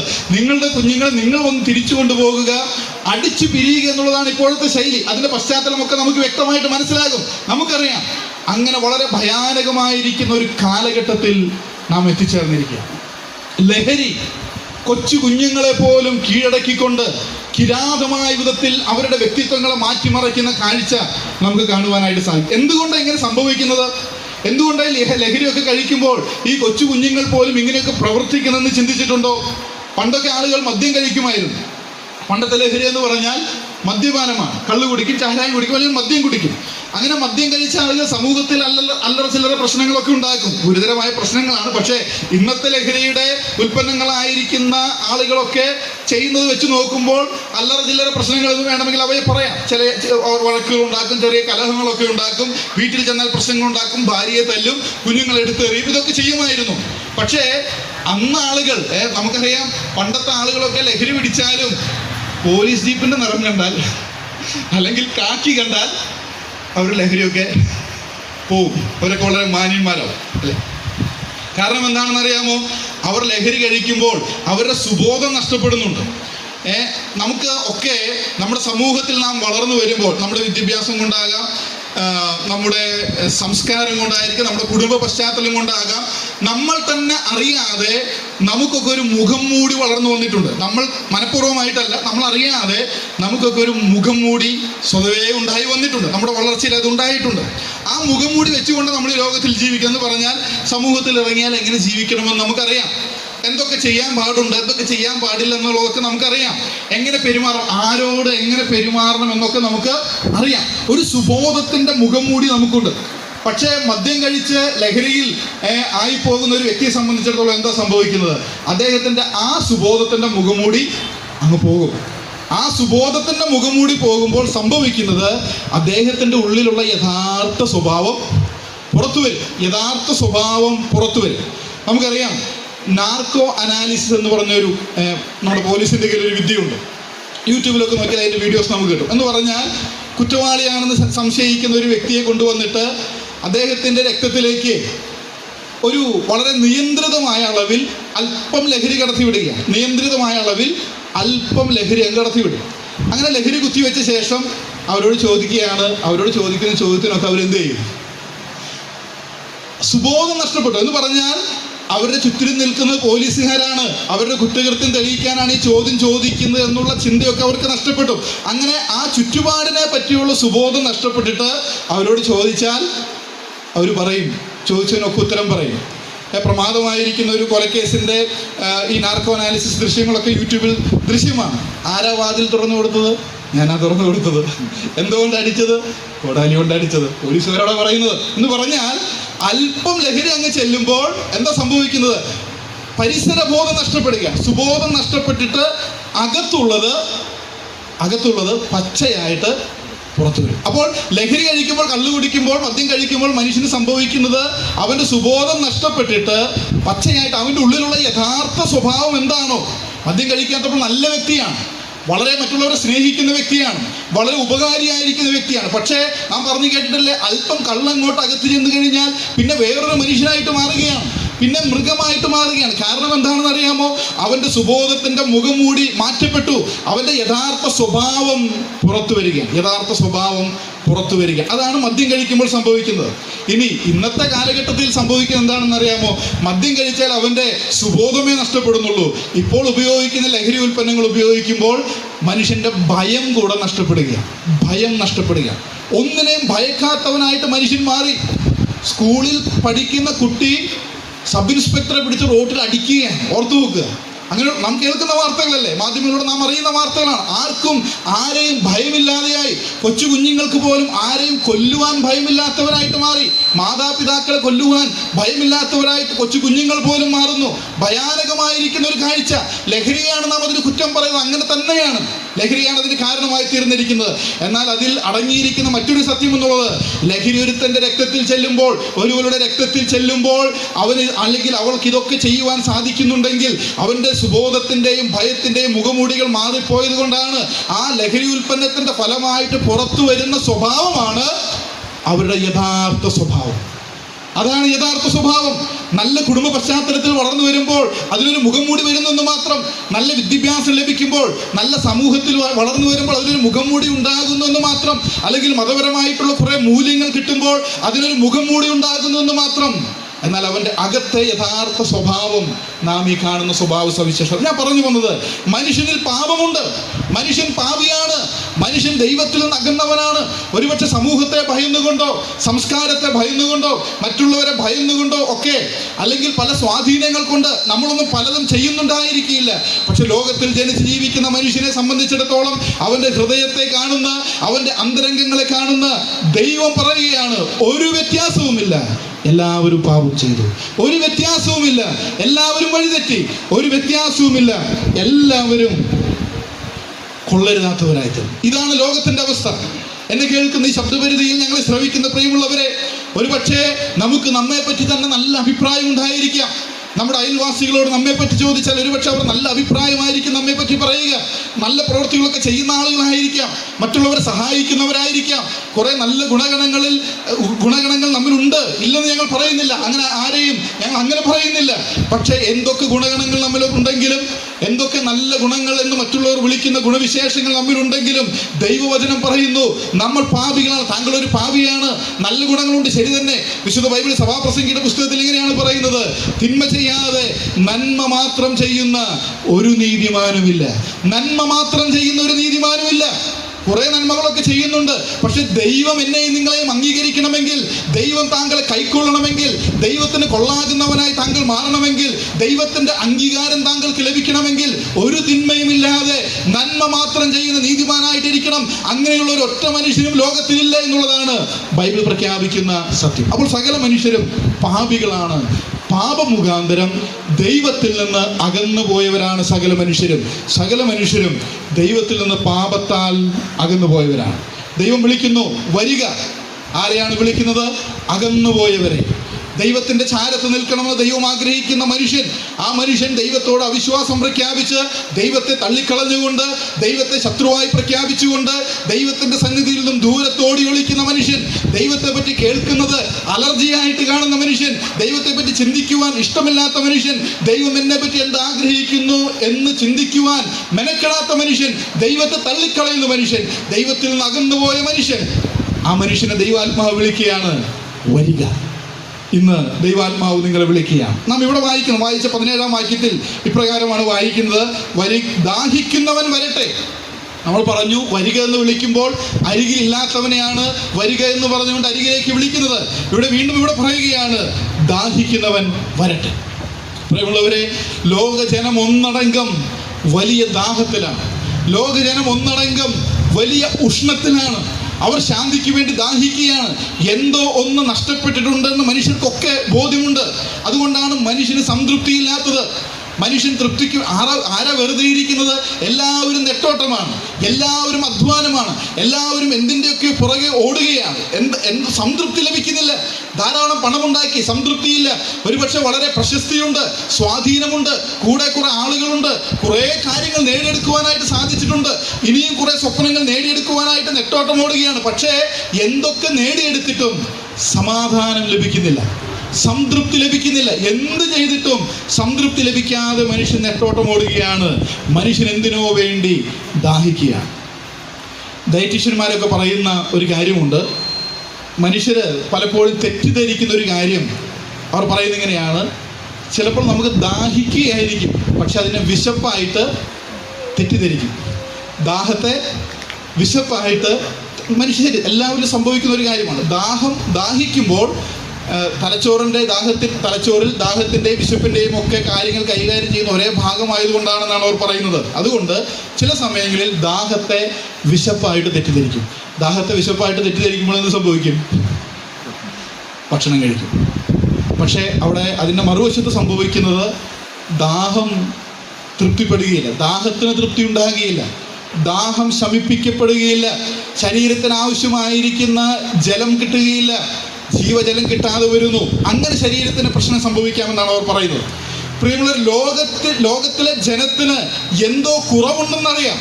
അവരെന്തിനൊക്കെയോ വേണ്ടി ഓടുന്നുണ്ട്, അവർ അസംതൃപ്തരാണ്, പലതിനു വേണ്ടിയും അധ്വാനിക്കുന്നുണ്ട്. പക്ഷേ അവരിൽ വലിയൊരു കൂട്ടം ആളുകളും എന്താണ് യഥാർത്ഥ പ്രശ്നമെന്ന് മനസ്സിലാക്കിയിട്ടില്ല.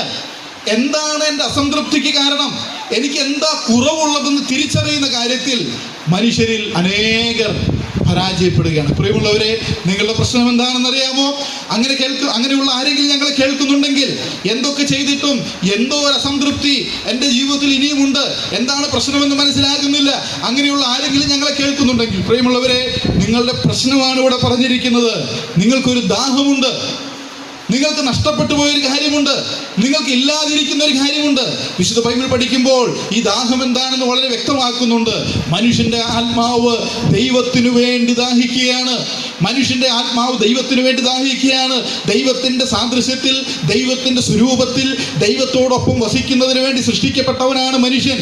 ഇന്ന് മനുഷ്യൻ ദൈവത്തെ ഗൗനിക്കുന്നില്ല എന്നുള്ളത് ശരിയായിരിക്കാം, ഇന്ന് മനുഷ്യൻ ദൈവത്തെ തള്ളിക്കളയുന്നു എന്നുള്ളത് ശരിയായിരിക്കാം, ഇന്ന് മനുഷ്യൻ ദൈവത്തെ വേണ്ട എന്ന് പറയുന്നുണ്ട്, ശരിയാണ്. ഇന്ന് മനുഷ്യൻ അക്ഷയനായിരിക്കുന്ന ദൈവത്തിന്റെ തേജസ്സിനെ വികലമായിരിക്കുന്ന ദൈവിക സങ്കല്പങ്ങൾ കൊണ്ട് മാറ്റിമറച്ചുകൊണ്ട്, എക്സ്ചേഞ്ച് ചെയ്തുകൊണ്ട് സത്യദൈവത്തെ തള്ളിക്കളയുന്നുണ്ട്, ശരിയാണ്. പക്ഷെ അതൊക്കെ ചെയ്യുമ്പോഴും നിങ്ങൾ അറിയാതെ നിങ്ങളിലുള്ള അസംതൃപ്തിയുടെ കാരണം നിങ്ങളുടെ ആത്മാവ് ദൈവത്തിന് വേണ്ടി ദാഹിക്കുന്നു. അതിന് പകരമായിട്ട് മറ്റൊന്നും നൽകിയിട്ട് കാര്യമില്ല.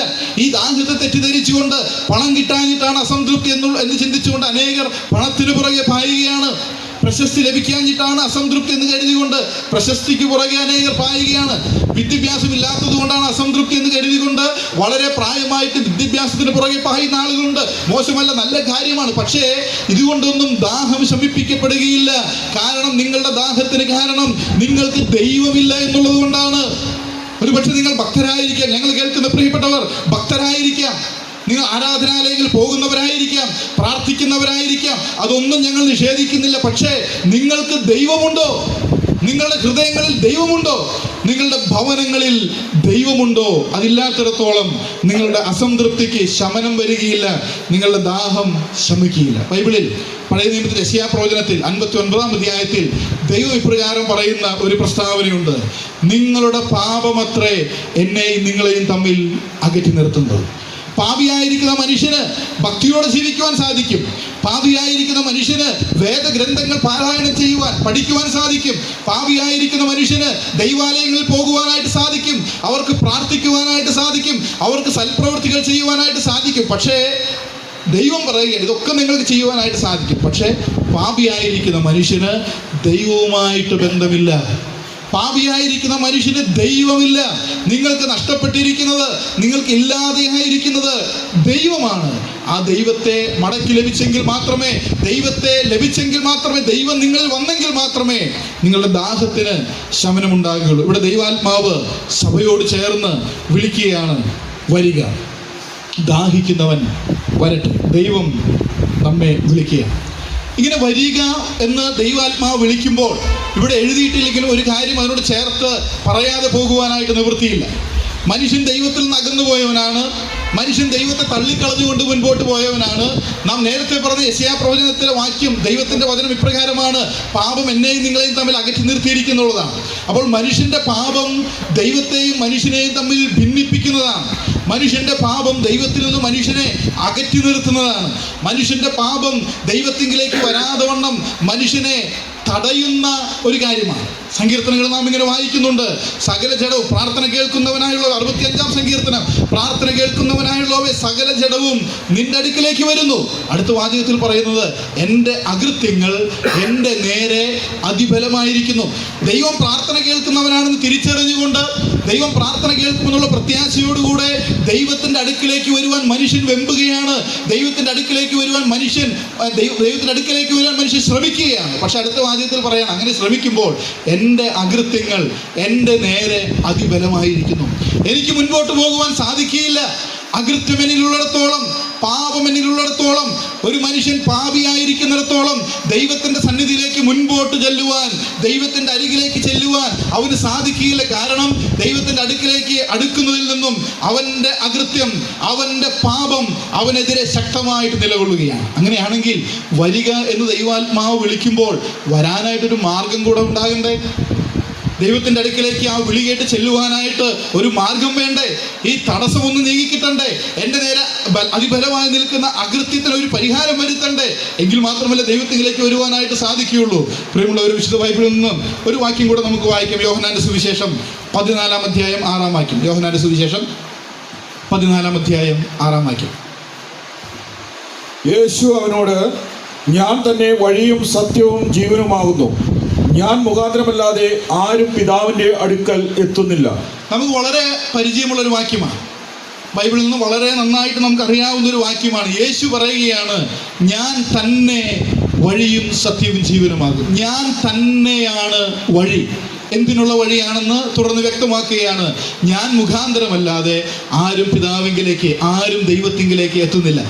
അപ്പോൾ മനുഷ്യന് ദൈവത്തിങ്കിലേക്ക് എത്തുവാൻ, മനുഷ്യനെ ദൈവത്തിൻ്റെ സന്നിധിയിലേക്ക് മടങ്ങി വരുവാൻ, ദൈവത്തിങ്കിലേക്ക് വരുവാനായിട്ടുള്ള ഏകമാർഗം യേശുക്രിസ്തു പറഞ്ഞു, മറ്റൊരു മാർഗമില്ല, ഞാൻ തന്നെ വഴിയും സത്യവും ജീവനുമാകുന്നു. പാട്ടിന് നരേഷൻ പറഞ്ഞു, ദൈവദാസൻ ഇപ്രകാരം പറഞ്ഞു, യേശുക്രിസ്തു അവകാശപ്പെട്ട പല കാര്യങ്ങളും പറഞ്ഞു. അനേക വഴികളിൽ, അനേക വാതിലുകളിൽ, അങ്ങനെയല്ല കർത്താവ് ഒരു കാര്യത്തെ പറ്റി പറഞ്ഞത്. ഞാൻ തന്നെയാണ് വഴി, ഞാൻ മുഖാന്തരമല്ലാതെ ആർക്കും ദൈവത്തിങ്കിലേക്ക് ചെല്ലുവാൻ സാധിക്കുകയില്ല, ഞാൻ മാത്രമാണ് വഴി എന്ന് കർത്താവായ യേശുക്രിസ്തു പ്രഖ്യാപിക്കുക. എന്താ യേശുക്രിസ്തു അങ്ങനെ പറയാനുള്ള കാരണം? അങ്ങനെ യേശുക്രിസ്തുവിന് പറയുവാനുള്ള ന്യായം എന്താണ്? അങ്ങനെ യേശുക്രിസ്തു പറയുന്നതിലെ വാസ്തവം എന്താണ്? ആ വാസ്തവം എന്നുള്ളത് പരിഹാരം വരുത്തിയത്. എനിക്കും ദൈവത്തിനുമിടയിൽ, മനുഷ്യനും ദൈവത്തിനുമിടയിൽ, പാപിയായിരിക്കുന്ന മനുഷ്യനും ദൈവത്തിനുമിടയിൽ തടസ്സമായിട്ട് നിൽക്കുന്ന, മനുഷ്യന് ദൈവത്തിങ്കിലേക്ക് ചെല്ലുന്നതിന് തടസ്സമായിട്ട് നിൽക്കുന്ന പാപമെന്ന വലിയ തടസ്സം, പാപമെന്ന വലിയ ബലം, പാപമെന്ന ആ വൻമതിൽ പൊളിച്ചുകൊണ്ട് പാപത്തിന് പരിഹാരം വരുത്തി ഒരു വഴിയൊരുക്കിയത് യേശുക്രിസ്തു മാത്രമാണ്. എബ്രായയിൽ നാം ഇങ്ങനെ വായിക്കുന്നു, യേശു തൻ്റെ ദേഹമെന്ന തിരശീലയിൽ കൂടെ പ്രതിഷ്ഠിച്ച വഴി. ദേഹമെന്ന തിരശീല കീറിക്കൊണ്ട്, ദേഹമെന്ന തിരശീല ചീന്തിക്കൊണ്ട് ആ ദേഹമെന്ന തിരശീലയിൽ കൂടെ യേശു പ്രതിഷ്ഠിച്ച ഒരു വഴിയുണ്ട്.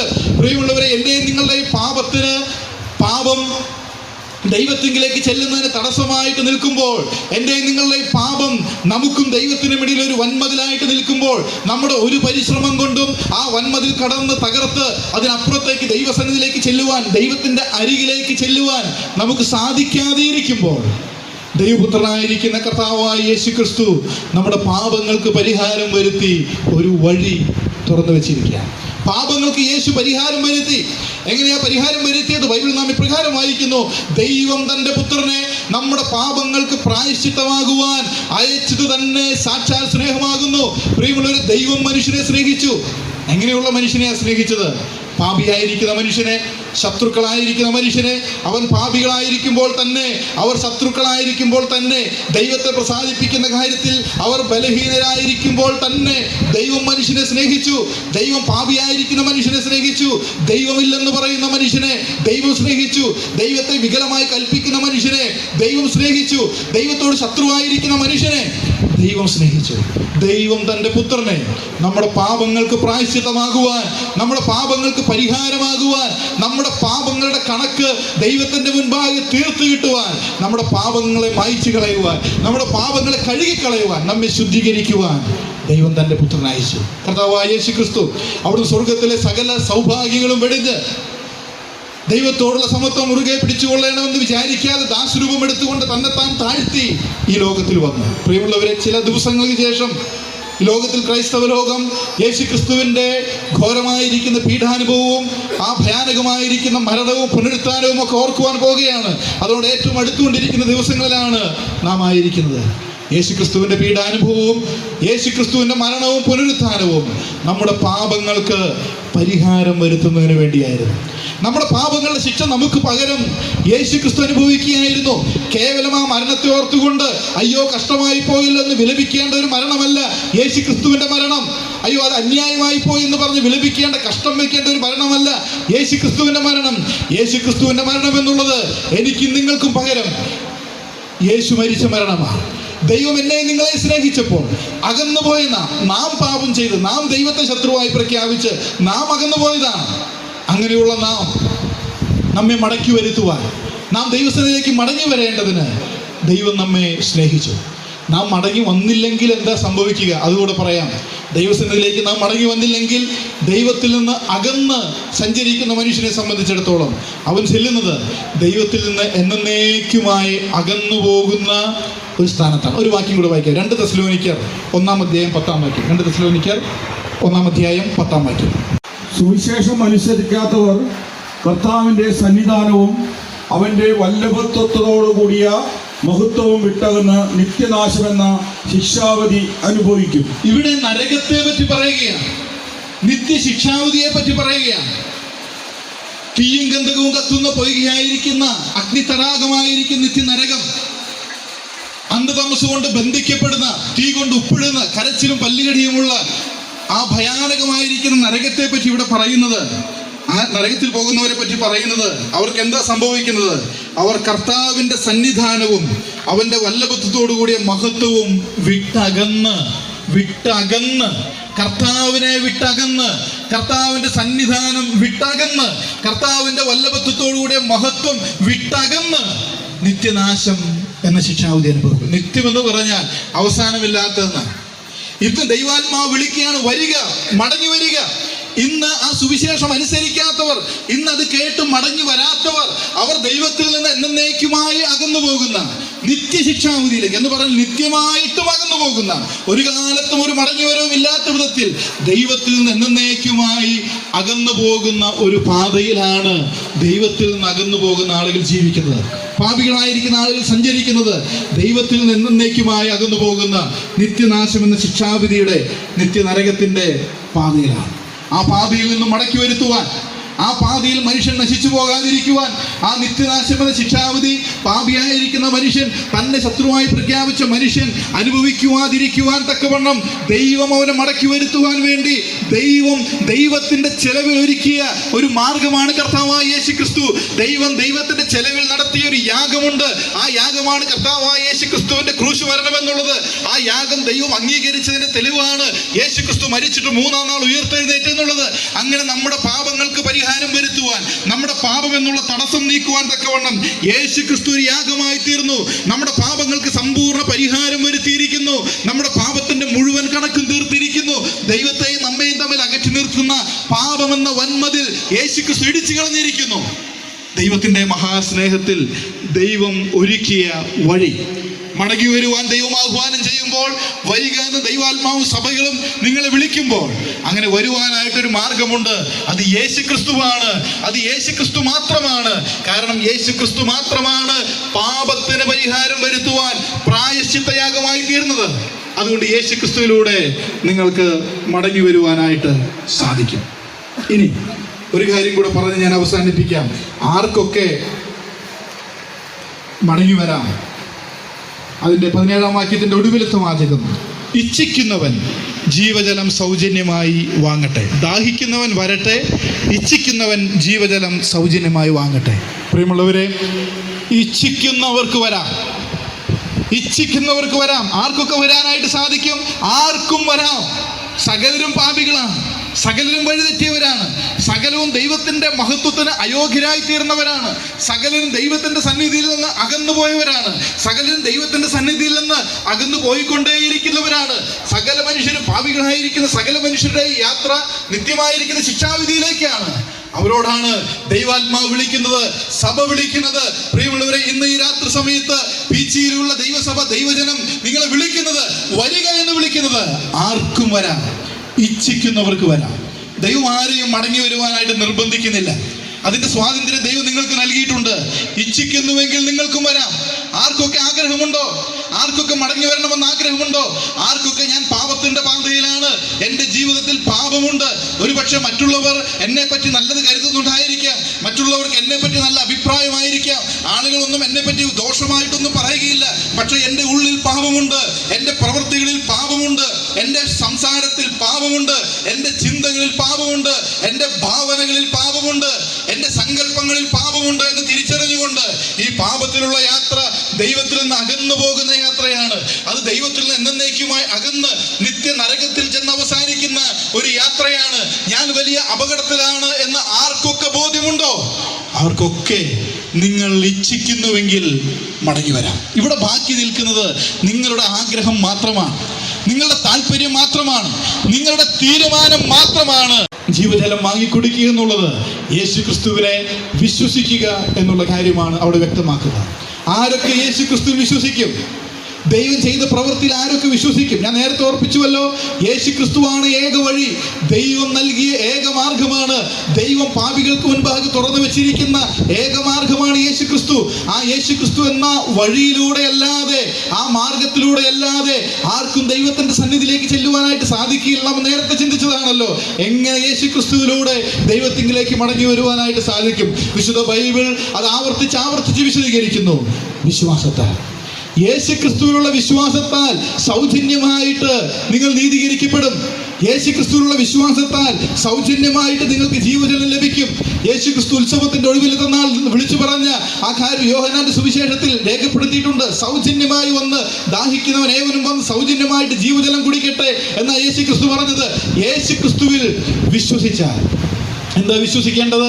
യേശു ക്രിസ്തുവിനെ പറ്റി പലരും വിശ്വസിക്കുന്നുണ്ട്, പലർക്കും പല അഭിപ്രായങ്ങളുണ്ട്.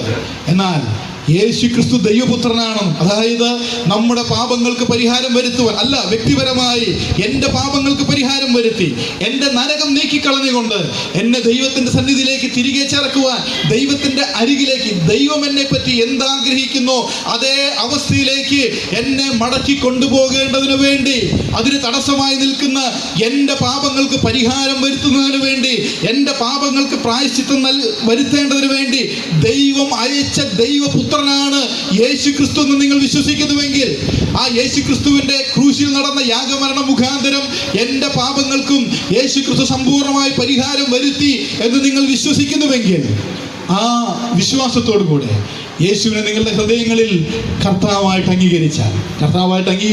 അംഗീകരിക്കുക എന്ന് പറഞ്ഞാൽ ആ വ്യക്തിയുടെ ദാസനായിട്ട് നാം മാറുകയെന്നാണ്. എന്ന് പറഞ്ഞാൽ ആ കർത്താവ് പറയുന്നതാണ് ഇനി എൻ്റെ ജീവിതത്തിൻ്റെ പ്രമാണം. മറ്റാരും പറയുന്നതല്ല, എൻ്റെ ബന്ധുക്കൾ പറയുന്നതല്ല, എൻ്റെ സമുദായം പറയുന്നതല്ല, സുഹൃത്തുക്കൾ പറയുന്നതല്ല, അയൽവാസികൾ പറയുന്നതല്ല. ഞാൻ കർത്താവിൻ്റെ ഒരു ദാസനായിരിക്കും, അല്ലെങ്കിൽ ദാസിയായിരിക്കും. മറിയ പറഞ്ഞില്ലേ, ഇതാ ഞാൻ കർത്താവിൻ്റെ ദാസി, നിന്റെ വാക്കിനിൽ നിറവേറട്ടെ. ഞാൻ ഇന്നു മുതൽ കർത്താവിൻ്റെ ദാസനാണ്, ഞാൻ ഇന്നു മുതൽ കർത്താവിൻ്റെ ദാസിയാണ്. ഇന്നു മുതൽ എൻ്റെ ജീവിതത്തിൽ നിറവേറപ്പെടേണ്ടത് കർത്താവിൻ്റെ ഇഷ്ടമാണ്, കർത്താവിൻ്റെ വചനമാണ് എന്ന് പറയുന്ന ഒരു സമർപ്പണം, അതാ കർത്താവായിട്ട് സ്വീകരിക്കുക എന്ന് പറഞ്ഞാൽ. ആരൊക്കെ അങ്ങനെ സ്വീകരിക്കുമോ?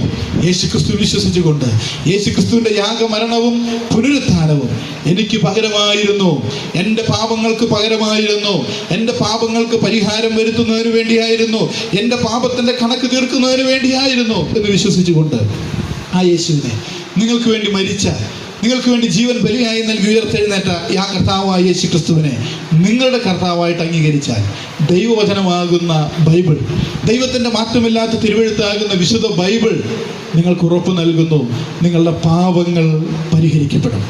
ക്രിസ്തുയേശുവിലുള്ള വിശ്വാസത്താൽ നിങ്ങൾ സൗജന്യമായി നീതീകരിക്കപ്പെടും, നിങ്ങൾ രക്ഷിക്കപ്പെടും, നിങ്ങൾ ദൈവത്തിൻ്റെ മക്കളായി തീരും, നിങ്ങൾക്ക് നിത്യജീവൻ ലഭിക്കും, നിങ്ങൾ ദൈവത്തിൻ്റെ അവകാശികളായി തീരും, സ്വർഗത്തിലേക്ക് നിങ്ങൾക്ക് പ്രവേശനം ലഭിക്കും, നിങ്ങൾക്ക് ദൈവത്തിങ്കിലേക്ക് മടങ്ങി വരുവാനായിട്ട് സാധിക്കും, ദൈവം നിങ്ങളെ സ്വീകരിക്കുവാനായിട്ട് കാത്തിരിക്കുന്നു. വിശുദ്ധ ബൈബിളിലെ എഫേസ്യ ലേഖനത്തിൽ നാം വായിക്കുമ്പോൾ നാം അവിടെ ദൈവത്തിലേക്ക് മടങ്ങി വരുന്ന വ്യക്തിക്ക് ലഭിക്കുന്ന, ദൈവത്തോട് ലഭിക്കുന്ന അടുപ്പത്തെ പറ്റി വായിക്കുന്ന ചില പ്രയോഗങ്ങളുണ്ട്.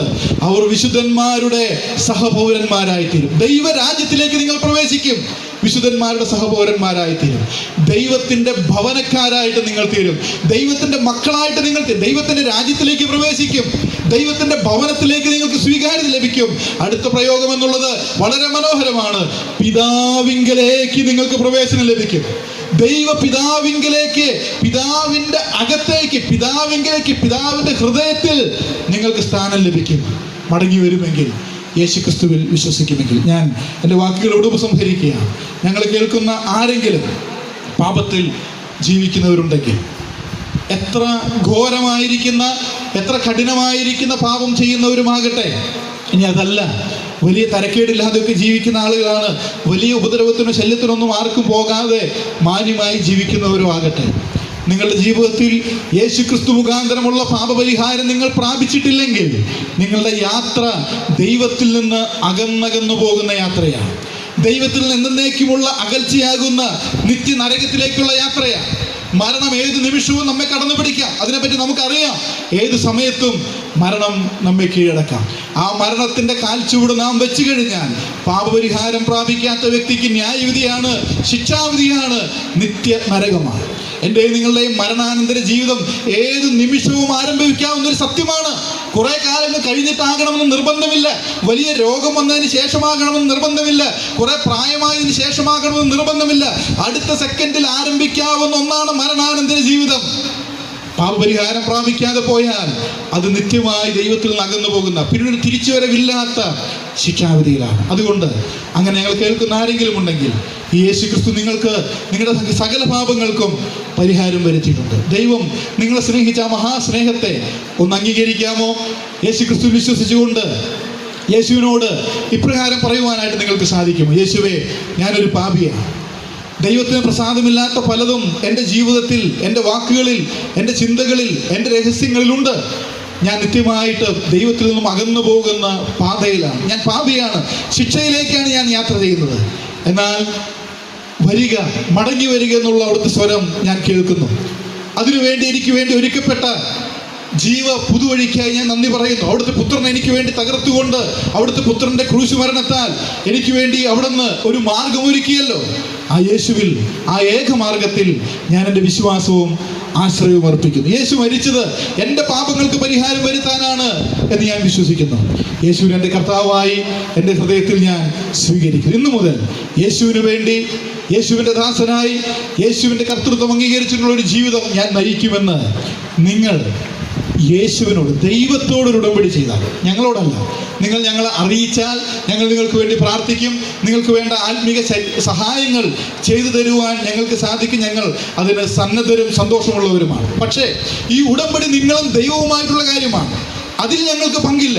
ദൈവത്തോട് നിങ്ങൾ ഈ ഉടമ്പടി ചെയ്താൽ, ഈ വിളി കേട്ടുകൊണ്ട്, ദൈവത്തിൻ്റെ ആത്മാവും പീച്ചിയിലുള്ള ദൈവസഭയിൽ ചേർന്ന് വിളിക്കുന്ന വരിക എന്നുള്ള വിളി കേട്ടുകൊണ്ട് യേശുക്രിസ്തു മുഖാന്തരം ദൈവത്തിലേക്ക് മടങ്ങി വരിക, നിത്യജീവന്റെ ഉടമകളായി തീരുക, സ്വർഗീയ പ്രത്യാശയുള്ളവരായി തീരുക, പാപവഴികൾ ഉപേക്ഷിച്ച് ദൈവമക്കളായി, ദൈവത്തെ പ്രസാദിപ്പിക്കുന്നവരായി അനുഗ്രഹിക്കപ്പെട്ട ഒരു ജീവിതം ഈ ലോകത്തിൽ ജീവിതം ഒരു നാൾ അവസാനിക്കുമ്പോൾ സ്വർഗത്തിൽ ദൈവത്തോടൊപ്പം ദൈവത്തിൻ്റെ ഭവനത്തിൽ നിത്യത മുഴുവൻ പാർക്കുവാൻ ഞങ്ങളുടെ മാന്യ ശ്രോതാക്കൾക്ക് എല്ലാവർക്കും സൗഭാഗ്യമുണ്ടാകട്ടെ.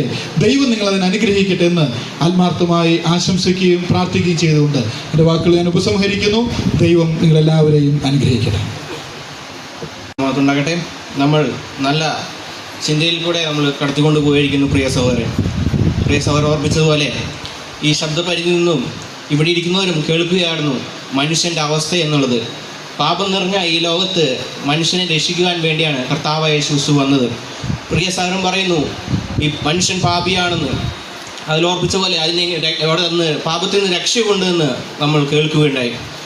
ഈ വചനം നിങ്ങൾ ഓരോരുത്തരും നിങ്ങളുടെ ഹൃദയത്തിൽ ഉൾക്കൊള്ളുവാൻ, അത് ഗ്രഹിക്കുവാൻ ദൈവം നിങ്ങളെ സഹായിക്കട്ടെ.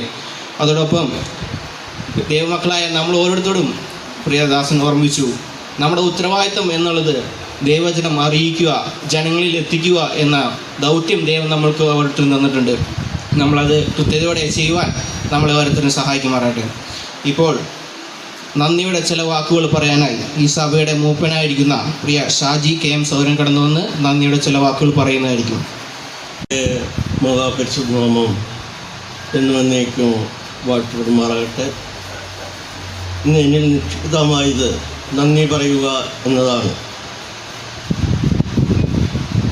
ആദ്യമായിട്ട് ഇങ്ങനെ ഈ മീറ്റിംഗ് നടത്തുവാൻ തക്കണം വലിയവനായ ദൈവം സഹായിച്ചു.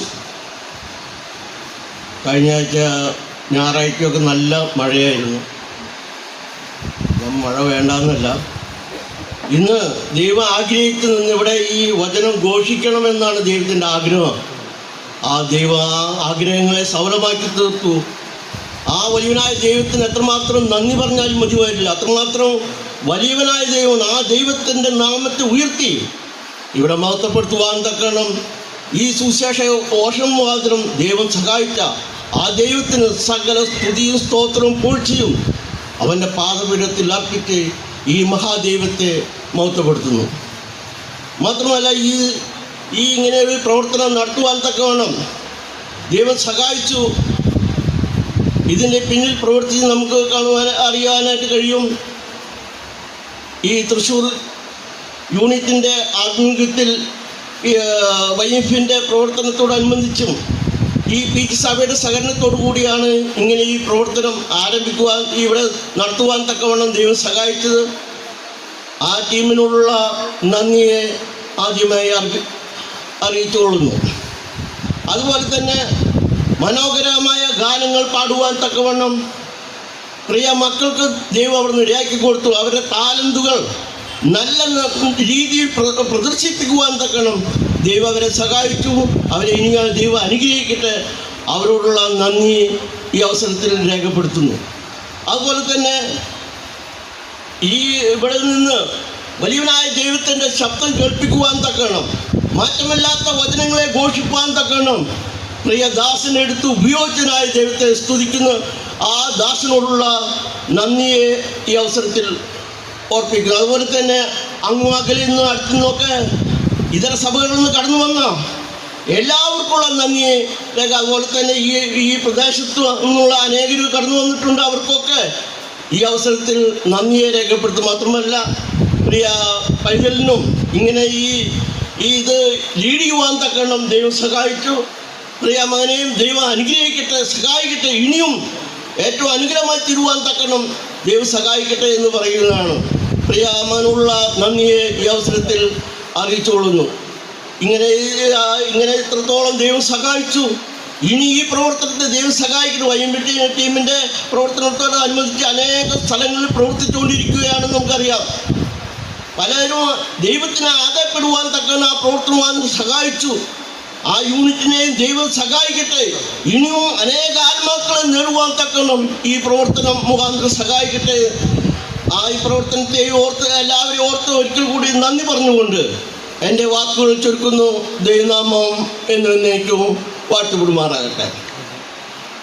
ഇപ്പോഴും ഒരു നന്ദിയുടെ ചില വാക്കുകളും പറയുവാനുണ്ട്. ഈ സ്ഥലം സഭയോടുള്ള നന്ദി പ്രത്യേക ഓർപ്പിക്കുന്നു. YMFനെ ഇങ്ങനെ ഒരു മീറ്റിംഗ് ഇവിടെ ഒരുക്കുവാൻ തക്കോണം കാണിച്ച അവരുടെ മനസ്സിനായിട്ട് നന്ദിയോടെ സ്തോത്രം ചെയ്യുന്നു. അവരോടുള്ള നന്ദി അറിയിക്കുന്നു. തന്നെയുമല്ല, നമ്മുടെ കൂടിയവരുകളൊക്കെ സജീവമാക്കേണ്ടതിൻ്റെ ഉത്തരവാദിത്വം നമ്മുടെ സഭകൾക്കൊക്കെ ഉണ്ട്. ചുറ്റുപാടിൽ നിന്നുള്ള സഭകളൊക്കെ കടന്നു വന്ന് ഈ വിധത്തിൽ ഒരുമിച്ച് സന്തോഷിപ്പാൻ തക്കോണം ഇടയായി. നമ്മുടെ ചുറ്റുപാടുള്ള സഭകളിലൊക്കെ മീറ്റിംഗ് നടക്കുമ്പോൾ നാം കടന്നുപോയി അവിടെ സഹകരിക്കുക എന്നുള്ള മാതൃക കാണുവാൻ തക്കോണം ഇടയായി. കടന്നു വന്ന സഭകളിലെ എല്ലാ സഹോദരന്മാരോടും എൽഡേഴ്സിനോടും അതുപോലെ തന്നെ സുവിശേഷന്മാരുള്ള സഹോദരന്മാരുള്ള നന്ദിയെ അറിയിക്കുന്നു. അതുപോലെ തന്നെ ഇത് മൈക്ക്, ലൈറ്റ്, ഈ കാര്യങ്ങളൊക്കെ നമ്മുടെ പ്രിൻസ് സഹോദരനാണ് നമുക്ക് ആ കാര്യങ്ങളൊക്കെ ചെയ്തു തരുവാൻ തക്കോണം ഇടയായത്. നമ്മുടെ പ്രവർത്തനങ്ങളോ വിവാഹങ്ങളോ ഈ കാര്യങ്ങളൊക്കെ ഉണ്ടെങ്കിൽ പ്രിയ സഹോദരനുമായിട്ട് ബന്ധപ്പെടുക. നല്ല രീതിയിലുള്ള കാര്യങ്ങൾ ചെയ്തു തരുവാൻ തക്കോണം പ്രിയ സഹോദരന് ആ കാര്യങ്ങളൊക്കെ ഉണ്ട്. സഹോദരനുള്ള നന്ദിയെ അറിയിച്ചു കൊള്ളുന്നു. അതുപോലെ തന്നെ YMFൻ്റെ ചില മീറ്റിങ്ങുകളെ കൂടെ അറിയിക്കുന്നു.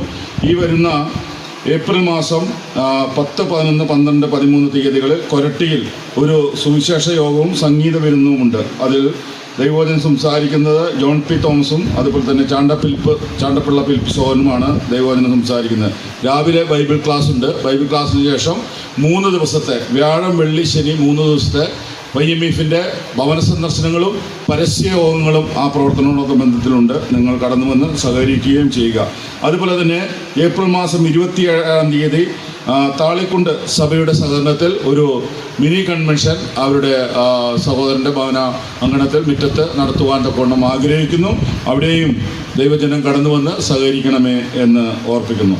ഇപ്പോൾ നമുക്ക് ഒരിക്കൽ കൂടി YMFൻ്റെ പേരിലുള്ള നന്ദി അറിയിക്കുന്നു. അതോടൊപ്പം പ്രിയ വചന ശുശ്രൂഷ എടുത്ത ദാസനോടുള്ള നന്ദിയും ഞാൻ ഈ സമയത്ത് പറയുന്നു. ഇപ്പോൾ ഈ മീറ്റിംഗ് ഇവിടെ അവസാനിക്കുകയാണ്. ഈ മീറ്റിംഗ് ഇപ്പോൾ പ്രാർത്ഥിച്ച് അവസാനിപ്പിക്കാൻ വേണ്ടി ഈ സഭയിലുള്ള പീറ്റർ സഹോദരൻ കടന്നു വന്ന് പ്രാർത്ഥിച്ച് ആശീർവാദം പറഞ്ഞ് ഈ മീറ്റിംഗ് ഇവിടെ പര്യവസാനിപ്പിക്കുന്നതാണ്.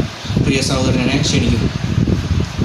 പരിശുദ്ധമായ നാമമായിട്ട് പെരുമാറാകട്ടെ. വളരെ ശാന്തമായ അന്തരീക്ഷത്തിൽ ശാന്തമായ സുവിശേഷം ഈ ലോകത്തോട് വിളിച്ചറിയിക്കുവാനായിട്ട് ഇടയായിത്തീർന്നു. ഞങ്ങൾക്ക് വലിയ സന്തോഷമാണ്. YMF പ്രവർത്തകരും ആ രീതിയിൽ ഞങ്ങളോടുകൂടെ സഹകരിച്ചതിൽ ഞങ്ങൾക്കുള്ള സന്തോഷത്തെ അറിയിക്കുന്നു. പ്രാർത്ഥിച്ച് ഞങ്ങളുടെ മീറ്റിംഗ് അവസാനിക്കും. സ്വർഗീയ പിതാവാം ദൈവമേ, അനുഗ്രഹിക്കപ്പെട്ട ഈ നല്ല സമയത്തിനായിട്ട് ഞാൻ ഈ വാഴ്ത്തുന്ന സ്തുതിക്കുന്ന കർത്താവേ, അവരുടെ മാറ്റമില്ലാത്ത നിത്യജീവിൻ്റെ വചനം കർത്താവേ, ദാഹിക്കുന്നവരെല്ലാം എൻ്റെ അടുക്കൽ വന്ന് കർത്താവെ ദാഹജലം കൊടുക്കുന്ന വലിയവനായ ദൈവത്തിൻ്റെ അടുക്കലേക്ക് വരുവാനായിട്ട് ആഹ്വാനം ചെയ്തുകൊണ്ട് ആരംഭിച്ച വചനം കർത്താവെ, എല്ലാവർക്കും ആ ദാഹജലം കൊടുക്കുവാനായിട്ട് കർത്താവ് ഈ ഭൂമിയിലേക്ക് വന്ന കാര്യങ്ങളൊക്കെയും കർത്താവെ പ്രിയപ്പെട്ട ദാസന്മാർ കേൾപ്പിച്ചതിനായ സ്തോത്രം ചെയ്യുന്ന കർത്താവെ, 33.5 വർഷക്കാലം പലസ്തീൻ്റെ മണ്ണിൽ നടന്നുകൊണ്ട് അനേക നന്മകൾ ചെയ്ത് അനേക അത്ഭുതങ്ങൾ ചെയ്ത അവിടുന്ന് കർത്താവെ, ദൈവം അനേകരെ ദാഹം അകറ്റുവാനായിട്ട് ഈ ഭൂമിയിലേക്ക് വന്ന അവിടുന്ന് കർത്താവെ, ദാഹത്തിനായി കാൽവരി ക്രൂശിൽ കേഴേണ്ടി വന്നതായിരുന്ന ശബ്ദം ഞങ്ങൾക്ക് കർത്താവെ ഓർക്കുകയാണ്. കർത്താവെ, എനിക്ക് ദാഹിക്കുന്നു എന്ന് പറയുവാൻ തക്കണം ഇടയായിത്തീർന്ന അവിടുന്ന് കർത്താവെ, മനുഷ്യകുലത്തിന് വേണ്ടി കർത്താവ് അനുഭവിച്ച കഷ്ടതകൾ, അവിടുന്ന് അനുഭവിച്ച വേദനകൾ, യാതനകൾ എത്ര കഠിനമാണ് എന്ന് ഞങ്ങൾ ഓർക്കുകയായിരുന്നു. കർത്താവെ, ഇതൊക്കെയും മാനവകുലത്തിൻ്റെ രക്ഷയ്ക്കായി ദൈവം ഒരുക്കിയ ഇത്ര വലിയ പദ്ധതി കർത്താവെ, അതൊരിക്കൽ കൂടെ ഈ ദേശത്തോട് വിളിച്ചറിയിക്കുവാനായിട്ട് കർത്താവെ, ഈ പ്രവർത്തകർക്ക് കർത്താവ് പ്രത്യേക സഹോദരനെ ബലപ്പെടുത്തിയതിനായിട്ട് ഞങ്ങൾ സ്തുതിക്കുന്നു. കർത്താവെ, ദൈവം മാറ്റമില്ലാത്തായിരിക്കുന്ന വചനം ധാരാളമായി ഈ ദേശത്ത് കർത്താവെ വിതയ്ക്കുവാനായിട്ടിടയായി തീർന്നിട്ടുണ്ട്. കർത്താവെ, എന്നാൽ കർത്താവെ, ആരും കർത്താവ് നശിച്ചു പോകാതെ എല്ലാവരും നിത്യജീവൻ്റെ അവകാശികളായി ദൈവരാജ്യത്തിൻ്റെ അവകാശികളായി തീരുവാനായിട്ട് അവിടുന്ന് ആഗ്രഹിക്കുന്നുകൊണ്ട് കർത്താവേ ഈ ജനത്തോട് കാണിക്കുന്ന ദീർഘക്ഷമയ്ക്കായിട്ട് ഞങ്ങൾ സ്തുതിക്കുന്നു, സ്തോത്രം ചെയ്യുന്നു കർത്താവേ. വരും ദിവസങ്ങളൊക്കെ കർത്താവേ ഈ വിധ വിത്തുകളൊന്നും നഷ്ടമാകാതെ കർത്താവേ 30, 60, 100 മേനിയായി വിളഞ്ഞ് കർത്താവേ സ്വർഗം സന്തോഷിപ്പാൻ അനേക പ്രതിഫലങ്ങളെ കാണുവാൻ കർത്താവേ അവിടുന്ന് കരുണ കാണിക്കണം എന്ന് ഞങ്ങൾ പ്രാർത്ഥിക്കുന്നു കർത്താവേ. കടന്നു വന്ന എല്ലാവർക്കുമായി ഞങ്ങൾ സ്തുതിക്കുന്നു കർത്താവേ. ദൈവമേ ഇതിലെ ചാരത്തും ദൂരത്തുമായി ഞങ്ങളെ സേവിച്ച എല്ലാ കുടുംബങ്ങളെയും ഞങ്ങൾ ഓർത്ത് പ്രാർത്ഥിക്കുന്നു കർത്താവേ. സന്തോഷത്തോടെ സമാധാനത്തോടുകൂടെ കർത്താവേ ഈ സന്ദേശം അവർക്ക് കേൾക്കുവാനായിട്ടിടയായിത്തീർന്നല്ലോ കർത്താവേ. അതവരുടെ ഹൃദയങ്ങളിൽ ക്രിയ ചെയ്യുവാനായിട്ട് ദൈവമേ അവർക്ക് പരിശുദ്ധാത്മാവ് പ്രവർത്തിച്ചുകൊണ്ടിരിക്കണമേ കർത്താവേ. ദൈവമേ ഈ കർത്താവെ പ്രിയപ്പെട്ടവർക്ക് കൊടുത്തിരിക്കുന്നതല്ല താല്പര്യത്തിനായ സ്തോത്രം കർത്താവേ. പയ്യമീപ്പിൻ്റെ നിയമ വിവിധ സ്ഥലങ്ങളായി നടക്കുന്ന കർത്താവെ സുവിശേഷ യോഗങ്ങൾ കർത്താവെ ബൈബിൾ ക്ലാസ്സുകൾ അതുപോലെ സഭാ സന്ദർശനമൊക്കെ ഉണ്ട് കർത്താവെ. ഈ പ്രവർത്തനങ്ങളൊക്കെ കർത്താവെ ഇനിയും കൂടുതലായി ചെയ്യുവാനായിട്ട് കർത്താവെ അവർക്ക് കൊടുത്തിരിക്കുന്ന നല്ല കാഴ്ചപ്പാടിനായിട്ട് നല്ല ദർശനത്തിനായിട്ട് ഞങ്ങൾ സ്തുതിക്കുന്നു, സ്തോത്രം കർത്താവെ. ഇനിയും കൂടുതലായി കർത്താവിൻ്റെ നാമത്തിനായി പ്രവർത്തിപ്പാനായിട്ട് അവിടെ സഹായിക്കണം കർത്താവെ. ഇനി കാലങ്ങൾ അധികമില്ല, അവിടുത്തെ വരവ് ഏറ്റവും അടുത്തിരിക്കുന്ന സമയത്ത് കർത്താവെ ഞങ്ങളെ ഏൽപ്പിച്ചതായിരിക്കുന്ന ഉത്തരവാദിത്തങ്ങളെ നിറവേറ്റുവാൻ തക്കണം കർത്താവെ. അവിടെ ഞങ്ങളെ സഹായിക്കുവാനാണ് പ്രാർത്ഥിക്കുന്നത് കർത്താവെ. ഇത്രത്തോളം ഞങ്ങളോട് കരുണ കാണിച്ചു, പ്രകൃതിയെ ഞങ്ങൾക്ക് അനുകൂലമാക്കി തന്നതിനായി സ്തോത്രം ചെയ്യുന്നു കർത്താവെ. കടന്നു വന്ന് ഞങ്ങളെല്ലാവരും കർത്താവെ ഭവനങ്ങളിലേക്ക് തിരികെ പോകുമ്പോൾ കർത്താവെ അവിടെ കൂടെ സഹായിക്കും. കടന്നു വന്ന എല്ലാവർക്കുമായി സ്തുതിക്കുന്നു കർത്താവെ. ഞങ്ങൾ പ്രാർത്ഥന കേട്ടുകൊണ്ട് സ്തോത്രം സകല കർത്താവിൻ ക്ഷേമമായ യേശുക്രിസ്തുവിന്റെ വിലയേറിയ നാമത്തിൽ തന്നെ ഹല്ലേലൂയ പാടി സ്തുതിപ്പിയേശുവേ. യേശുനാമത്തിനു ജയമല്ലെല്ലാം അവൻ നഗരെ കരളയുമേ. യേശു രാജാവിനോ ചെന്ന വല്ലഭനാം യേശു രാജൻ വരും സർവ വല്ലഭ യേശുവേ വേഗം വരണമേ. സ്തുതിപ്പിൻ യേശുദേവനേ ഹല്ലേലൂയ പാടി സ്തുതിപ്പിൻ യേശുദേവനേ. നമ്മുടെ കർത്താവായ യേശുക്രിസ്തുവിന്റെ കൃപയും പിതാവാം ദൈവത്തിന്റെ സ്നേഹവും നമ്മെ ആശ്വസിപ്പിക്കുകയും വഴി നടത്തുകയും ചെയ്യുന്ന പരിശുദ്ധാത്മാവിന്റെ സഹവാസവും കാവലും കൂട്ടായ്മയും നാം ഏവരോടും വിശേഷാൽ വചനം സംസാരിച്ച പ്രിയദാസനോടും കുടുംബത്തോടും വചനം കേട്ടതായിരിക്കുന്ന ദേശക്കാരോടും വചനം കേട്ട എല്ലാവരോടും കർത്താവിന്റെ വരവരെ എന്ന് വന്നാൾ ഉണ്ടായിരിക്കുമാറാകട്ടെ. ആമേൻ. ഹല്ലേലൂയ. സ്തോത്രം.